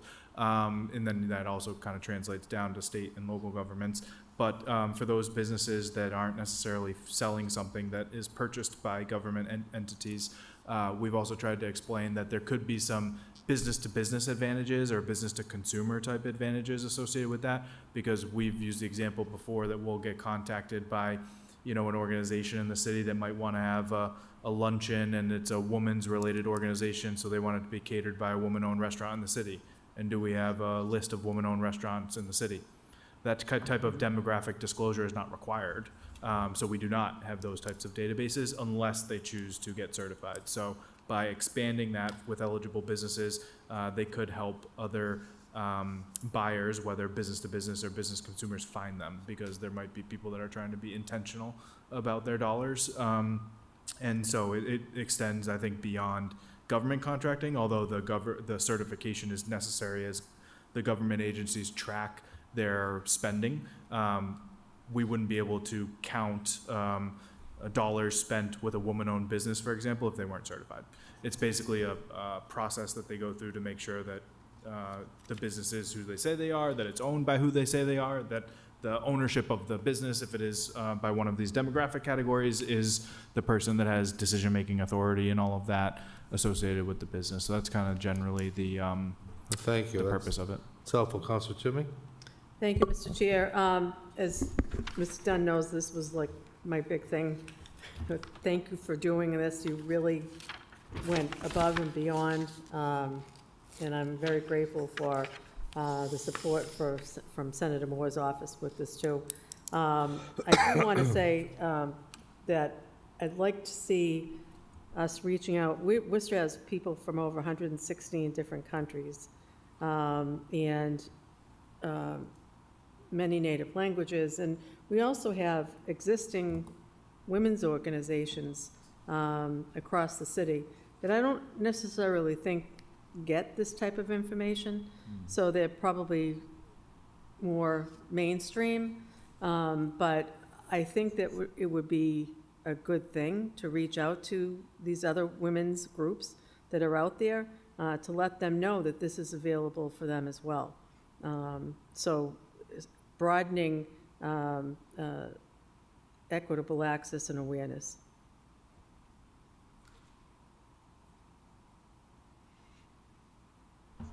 Mr. Dunn? No, I think it's absolutely needed and very good to have it on. Absolutely. I do too. I don't know if there's a way to get more information out to more people about it. Mr. Dunn, do you think how do you feel about the response to it? Do you think that there's a fair response to it? Do you think there are a lot more people out there that would want to be certified if they knew about it? And is there a cost to it? Sure, Mr. Chairman. One of the reasons why this was created was the initial data was glaring, because when we did the initial study in 2022, going back that far with the UMass Donahue Institute, to come up with recommendations around improving government contracting outcomes for these business owners, there was less than 50 certified businesses at the time. So across whether it's minority category, woman category, veteran category, there were less than 50. We, through this program, have expanded by more than 100. So we've almost tripled the amount of certified businesses through this program. Part of it has to do with a carrot approach. So the meat and potatoes of this program was if you go through it and successfully achieve your certification, you would get the $5,000 stipend grant from the city. And so by having that carrot, I think it created the motivation of like, yeah, okay, let's see what this is about. Let's get this certification. So there's a success there, but I'd say the opportunity for further, I mean, it's hard to always get a number on this because of the way that businesses get registered. If you have a business certificate with the city and you're a DBA doing business as name, sole proprietor versus an LLC or a corporation at the state level, to know exactly how many businesses exist in the city. Because as you know, we also could have LLCs that are just registered for the purpose of holding a piece of real estate and they have no employment. They're not really a business. They just have an LLC for the purpose of holding a piece of real estate. But generally speaking, like, people estimate the number of businesses in the city to be about 8,000. And when you just think of our demographic composition as a city, the eligible businesses out here in terms of woman-owned or minority-owned could be in excess of 1,000. So the fact that, it's good to celebrate that we've nearly tripled that number to close to 150, but like it still pales in comparison to probably how many eligible businesses are out there. Well, thank you. If there's no other questions from either of my colleagues, I'd like to close out Communication 4A. We spent a good deal of time on it, and I'm sure there's more to come. So unless Mr. Dunn says otherwise, there's nothing we need to vote on, and we can just file this. Yeah. Mr. Pottle, motion to file 4A. We take a roll call. Councilors Mitra, Yes? Toomey, Yes. and Chairperson Councilor Bergman. Yes, communication, the city manager. 4B, transmitting information communication relative to an update on housing and neighborhood development activities. So, Mr. Dunn, on this one, could you just summarize any trends that you see, positive or negative, in this report? Yes, Mr. Chairman. The reason why, again, this is part of our routine economic development reports, as you know, twice a year on the calendar in March and then in September, we have a placeholder to submit the council regular updates on our various activities. There's a lot involved across our different divisions. So the first one that we talked about on initiatives really is, generally focused on the redevelopment authority, special projects, planning, regulatory services, and business development. Our divisions of housing and neighborhood development have robust activities of their own, so we submit their own report as part of these routine updates. There is obviously with housing, as you know, is number one probably issue. facing a lot of folks in terms of the cost of housing, stability, and the like, especially now with utility payments consistently on the rise. So one of the things that we wanted to do that we haven't always done in this report was give some MLS data and rental update data on the beginning. So median sale price of a single family in the city is $445,000 in 2025. Multifamily median sale price $675,000. Median condo still under $300,000 at $289,000, but that we are seeing increases of 4% around that year over year from 2024. But keeping in the context that like the overall prices, as we all know, from like 2020 to now is substantial. So kind of tapering off, at least in terms of the price growth over from 24 to 25, as well as average. We show average market rent compared to the HUD fair market rent. So average market rent, well, we could just pull because there's no MLS type data source like there is for the sale of property, but apartments.com aggregates that. You often see citing of like Zillow and other places for average market rents, but this gives you a sense of that based on apartments.com for early 2026 and how that compares to the HUD fair market rent. So the HUD fair market rent is based on data gathered for income levels of the Worcester area and housing costs to establish what is the affordable, capital A defined affordable housing rents in Worcester for a studio, 1 bedroom, 2 bedroom, and 3 bedroom. And I would also say is often described at length in our housing production plan and in other areas, not all affordable housing is created equal. And you often see a lot of confusion out there about what is affordable housing and nobody can afford these prices. Well, there are different types of projects depending on the sources of funding that they're using and who they're trying to serve that could be at different levels of area median income. We talked a lot about that when we were going through the inclusionary zoning ordinance as a city and what levels of area median income that we're talking about. Because generally speaking, anything that is restricted to residents, tenants that would be at 80% area median income or less could qualify under the definition of affordable housing.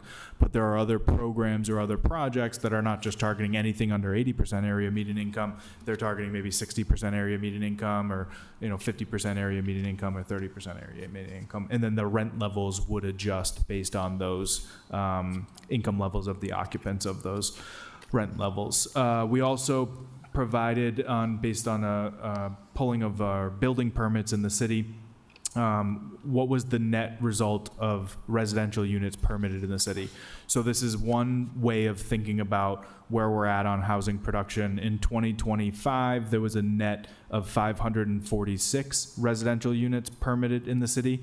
But that is like one slice of data looking at it in that sense, because what we also provide information on is like the broader pipeline, which you could have a variety of housing projects in different stages of their life cycle or different stages of the pipeline, because maybe they've gone to the planning board and they've received their approval, but they wouldn't be reflected in that 546 unit permitted because they didn't pull their permit yet, for example. Or we could have projects that are still under construction. We talked about the Boys Club earlier that is wrapping up. Well, they pulled their permit 2 years ago. So they're in the pipeline, they're contributing to additional housing units. They wouldn't be reflected in the 546 in 2025 because they had already pulled their permit prior to that. So we're trying to like give the council various kind of ways of looking at the data, slicing the data, understanding what's going on across housing, as well as in particular some of the things that we're directly involved in facilitating, particularly with the tools we have available to us. So the Affordable Housing Trust Fund that was originally capitalized with American Rescue Plan Act dollars, as that has come to a close,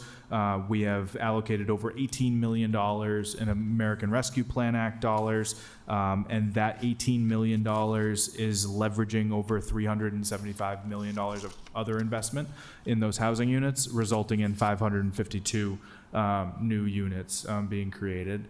And then now with American Rescue Plan Act sort of coming to the sunset of that funding source, the trust fund moving forward is going to be relying on Community Preservation Act allocations from the Community Preservation Committee, as well as any payments in lieu for inclusionary zoning. So one of the compliance options for inclusionary zoning is a payment in lieu, if they would like to do that, rather than having the units in the project. And so we do have some developers that are selecting that option. No payments receipted to date. There should be some coming in this year because of permits that have been pulled that they have selected that option. We give a snapshot of that. We have already pending with the number of building permits that have been issued is $475,000 in payments in lieu. We have others that are contemplated that just maybe haven't pulled their building permit yet, but hopefully more coming through that, which is really needed because when you think of what we were able to accomplish with the American Rescue Plan Act, $18 million leveraging, $379 million of private investment, we could be doing more if we had more resources available, because the first round of CPA, and this isn't a critique on the allocations because there was only so many dollars generated, to your question earlier about CPA. The first round contributed $1.25 million to the trust fund, and then the second round was, I think it was $1.235 million, about, so a little small increase, but about, a little over $1 million coming from CPA annually.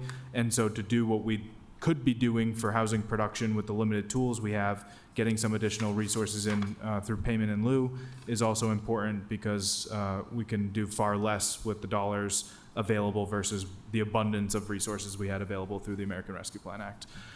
So that's where we're at on some of the production side of things. There's been some great success on accessory dwelling units. So since the council adopted that in 2024, so just under, about 2 years now, we have over 50 permits that have been issued in the city for accessory dwelling units. Over a dozen of those have been complete and the others are at various stages.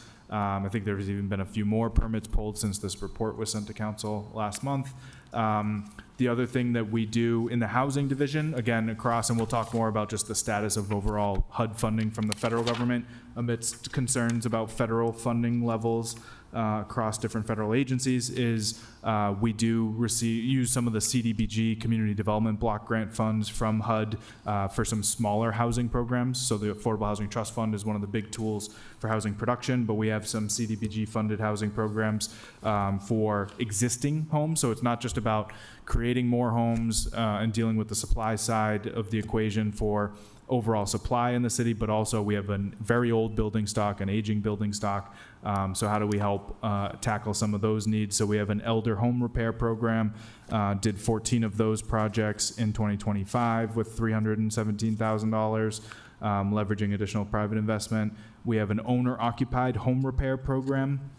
So 19 of those projects were done in 2025. We have a rental rehab program, so if it's not owner-occupied, but it is existing building stock that's renting at affordable rents to Worcester residents, you could think of the 3-decker example in that regard. Did 12 units in 2025 with some necessary rehab projects. And then we do provide some assistance to inspectional services through CDBG for some of their neighborhood sweeps that they do, which relates to housing inspections, but other nuisance orders and other code violations at properties. And then we also have a down payment assistance program, which again, thinking of that same theme, we were able to do a lot more with the American Rescue Plan Act dollars when we had a much more robust down payment assistance program through ARPA, but do have a regular program funded through CDBG, which has a significant limitation of only $5,000 per applicant. So that only goes so far in today's housing market. And then we have a very successful and robust lead paint and a lead paint abatement and healthy homes program. Our staff in the housing division are often speakers at nationwide and regional conferences related to our lead abatement program because it's been so successful, and because as a post-industrial city in New England, we have significant amount of lead paint that needs to get abated in these older properties. And so in 2025, we did 46 housing units, totaling $775,000. And in particular, what is somewhat of a limitation, but reasonable priority, I guess you could say, with the HUD funding is targeting those units that have children under 6 living in the units, because that's where the hazard or risk is greatest because of the lead exposure. And we did leverage some additional ARPA dollars to do more in that regard, which has come to a close at this point.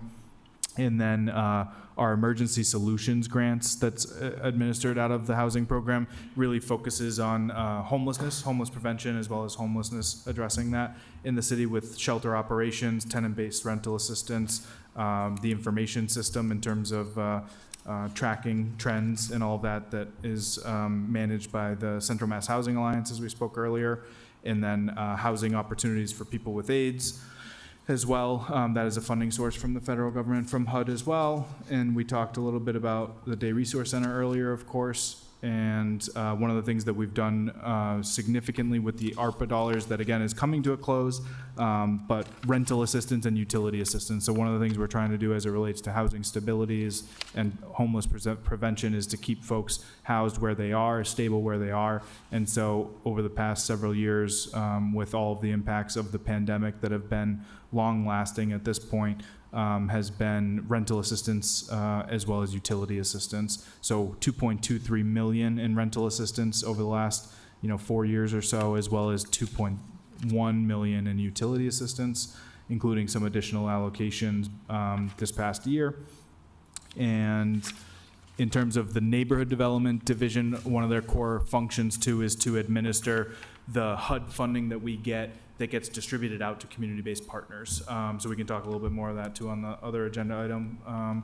But primarily, we have some in-house programs that we operate, the business programs we talked about earlier, the housing programs, some inspectional services related programs, but then we do annual requests for proposals, an annual application process that allows us to get these dollars out into the community.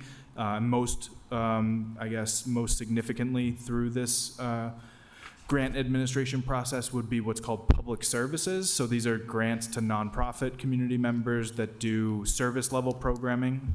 So food pantries, after school programs, case management, things like that. And then also public facilities. So through that annual application process, we can get requests from nonprofit organizations for service level programmatic funding, as well as capital improvements, physical improvements to their facilities, as long as they either own it or have a long-term lease. And so those are the primary projects administered through our neighborhood division. And so that included, as I mentioned, on the program side of things, food security, after-school programs, youth recreation and summer programs, job training and placement, healthcare services, case management and other basic level services, as well as transportation for senior citizens. And then on the public facility side of things, there were 8 projects approved through that process last year, and that included, again, capital improvements to nonprofit facilities, community-based facilities. And we work with other departments on CDBG. It's still under the category of public facilities, but not always a building structure. Sometimes it includes public infrastructure. So in qualifying neighborhoods and census tracts, we can do infrastructure improvements. And that can get as you all know, get very expensive very quick. So that tends to be on a targeted approach. And so we're wrapping up the public infrastructure improvements in the Green Island neighborhood. So that's been ongoing for the last couple of years. And it's wrapping up with the Endicott and Bigelow Street this construction season. That's funded in part through CDBG. And then the city manager also made a commitment to use some of these dollars for the ongoing needs at the Worcester Public Schools. So as you know, they only get so many dollars through the city's capital budget, and then the MSBA does not often fund the deferred maintenance type items or miscellaneous kind of renovations to public school facilities through state funding. It tends to be the new construction, new high schools and things like that. And so we've been using CDBG, which is eligible to be used for school facilities in qualifying neighborhoods as well. So the two, definitely Roosevelt School was one of them last year. I'm trying to remember the second one, but definitely Roosevelt Middle? School. East East Middle? Middle, the windows, I think, as well. So yeah, we've been trying to chip away at that ongoing and persistent need as well. So that's kind of the summary of the. No, I appreciate it. I just have 2 questions. I'll move on to my colleagues.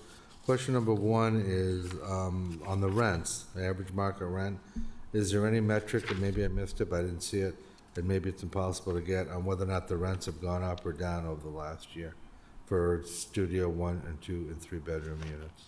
Yes, we can get that. We did not include the side-by-side comparison. We probably should have. We'll keep that in mind for the future. It has been increasing, but I think the increase has been less significant than it had been in more recent years. And then question number 2, my last question is, I saw an article with the city of Chelsea, I believe, it was Chelsea, tried a new approach with inclusionary zoning where they increased the minimum number of units that would be affected by inclusionary zoning. So ours is what, 10? 12. They went to like some huge number, like 50. I'm not saying that's a good or bad idea. And then they also capped the amount of in lieu. payments on a project that a developer would have to pay. So in other words, the cost to the developer was, there was a lot less exposure for the developer if he decided to build X number of units, because either it didn't involve inclusionary zoning, or if it did, and he decided not to follow through, his payment in lieu of was reduced. Have you seen that elsewhere, or is that something you're familiar with? Mr. Chairman, there's definitely a variety of ways communities craft inclusionary zoning, and we went through a lot of those considerations as we looked at our option that was ultimately adopted, and there was different, obviously, perspectives and opinions on that for what would be the right fit for Worcester. I think This meeting is being recorded. I think we ultimately arrived at a pretty good balance of what was sort of manageable for Worcester, but market conditions change over time, so what's good in 2022 or 2023 isn't necessarily working in 2026. I would say that, in terms of where we arrived at 12 units or more, was, I'd say, on above average. A lot of communities are more at like the 10, sometimes even 8, but a lot of them tend to be 10 units or more is when it would be triggered. What we wanted to encourage with that was sort of that just missing middle type housing, the neighborhood level, versus high-rise construction. When you start to get closer to like 20 units, you're definitely into that high-rise nature typically. So there were a few different considerations, mostly looking at what other communities had across the Commonwealth, and sort of the average, and I would say a little above average is where we arrived at 12. So that is one thing that, certainly can be looked at. I didn't read that specific case of Chelsea.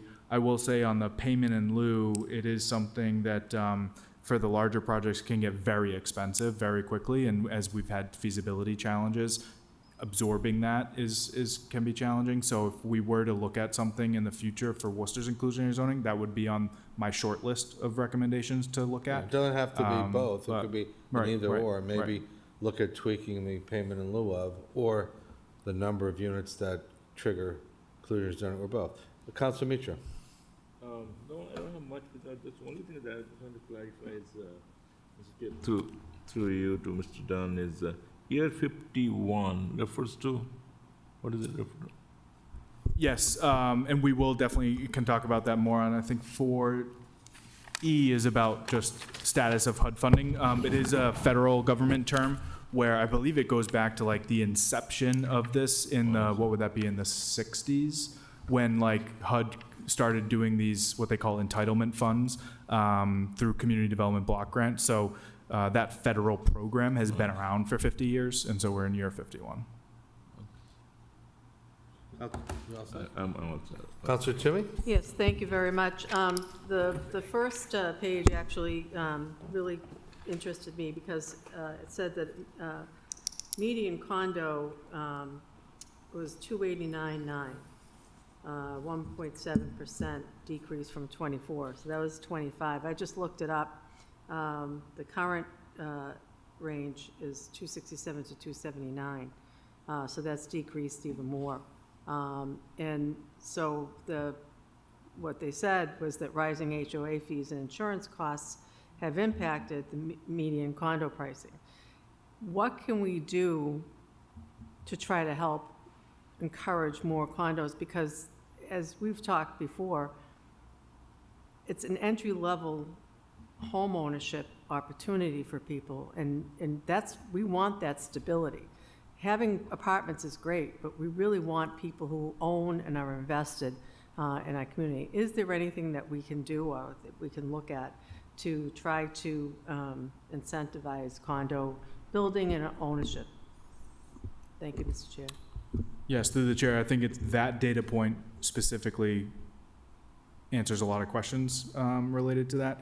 So where we have the median sale price of a condo in Worcester at $289,000, and the average cost to build a unit in excess of $350,000, that kind of is the answer to the question. So they need to be subsidized, and to what level of subsidy, and as well as when you look at just the way that can get financed, and also the tax treatment of it, right? So when you sell a condo as a developer, it's a capital gains event versus ordinary income that you get through rental, so there's some tax implications of that.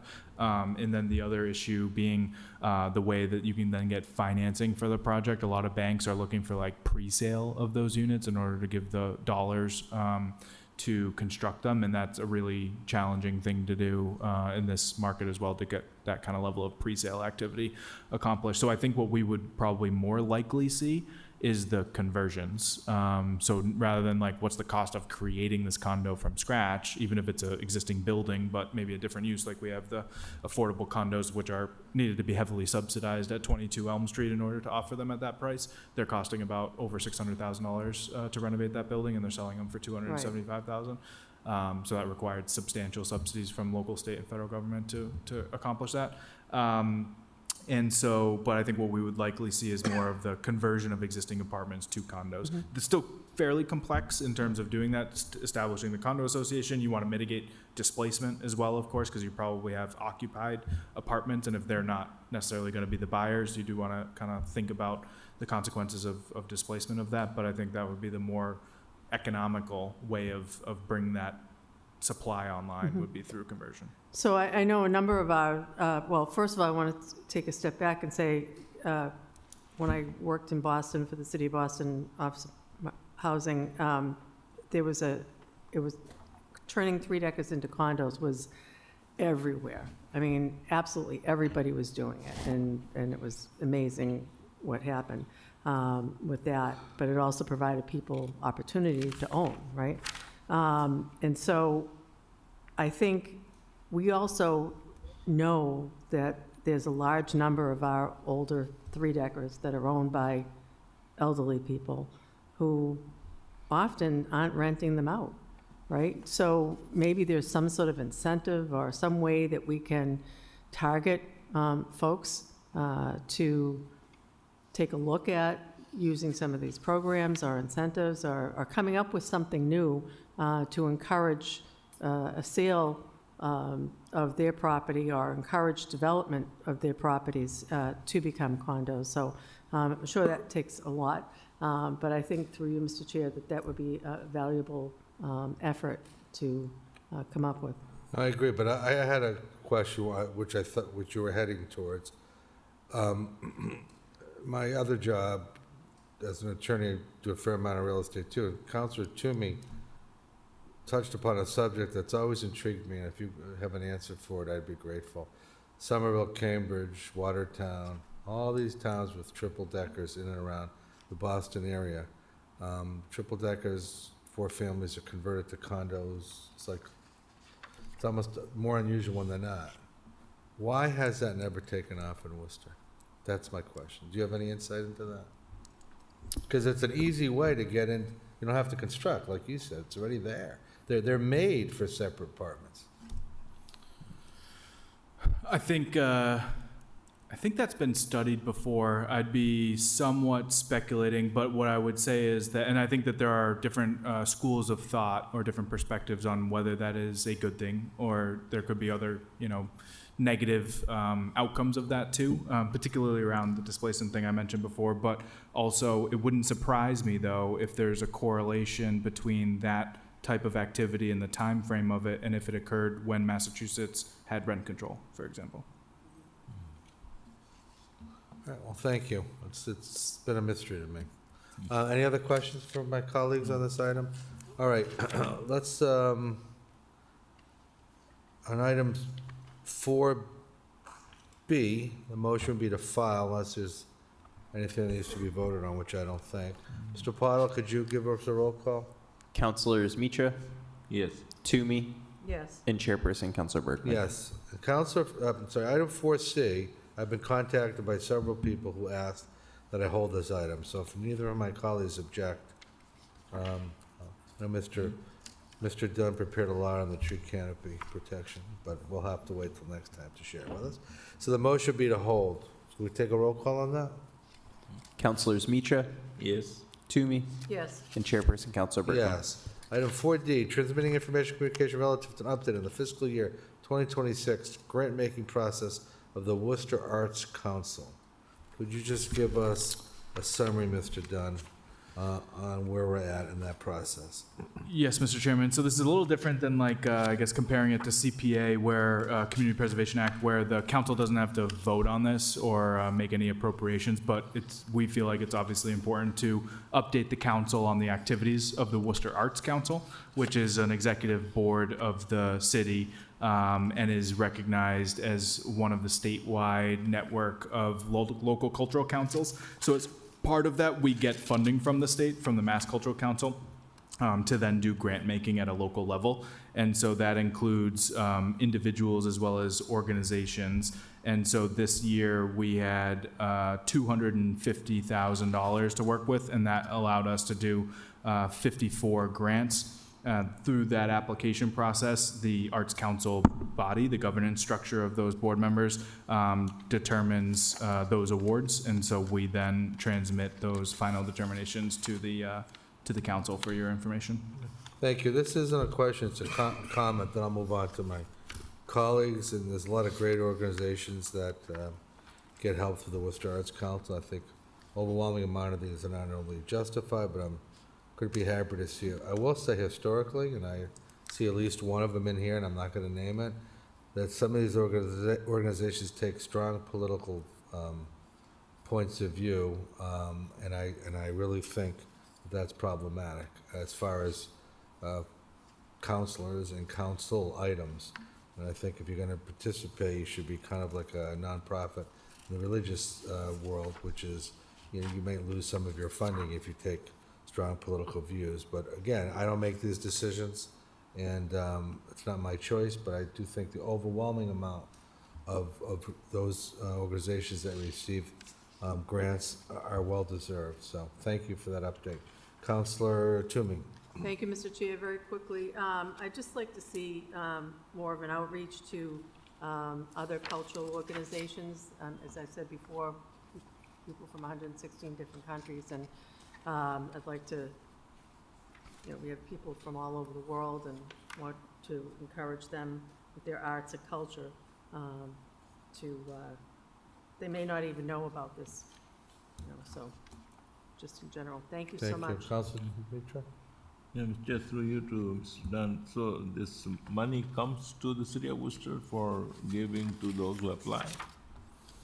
Yes, through the chair to the councilor, it's state funding through the Mass Cultural Council, so I believe that ultimately comes as like a line item in the state budget process, that then comes through to local cultural councils. So it goes directly to, it does come into the city of Worcester's financial accounts, and we handle all of the appropriate financial management of that, but it is designated for the Worcester Arts Council to make grants, to do their application process, evaluate it. You do have to incorporate some of the state requirements, what the state is asking for, as well as some priorities that the state puts out from time to time in terms of the different types of individuals or organizations and types of artistic expression or creative expression that they're looking to see happen in communities.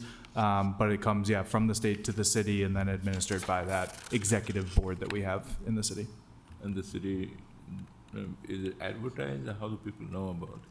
Yeah, it's pretty, I think that the awareness on it is pretty well known. We had 54 grants. We had far more applications. I'm trying to see, I think we had in here the total number of, we had 163 applications. So we have far more interest than we have dollars to support, because with the dollars amount that we had at pretty modest, about $5,000 or so per award, we were able to do 54 grants, but we had 163 applications. So I think, the demand and the interest is very well represented in that volume of applications that we received.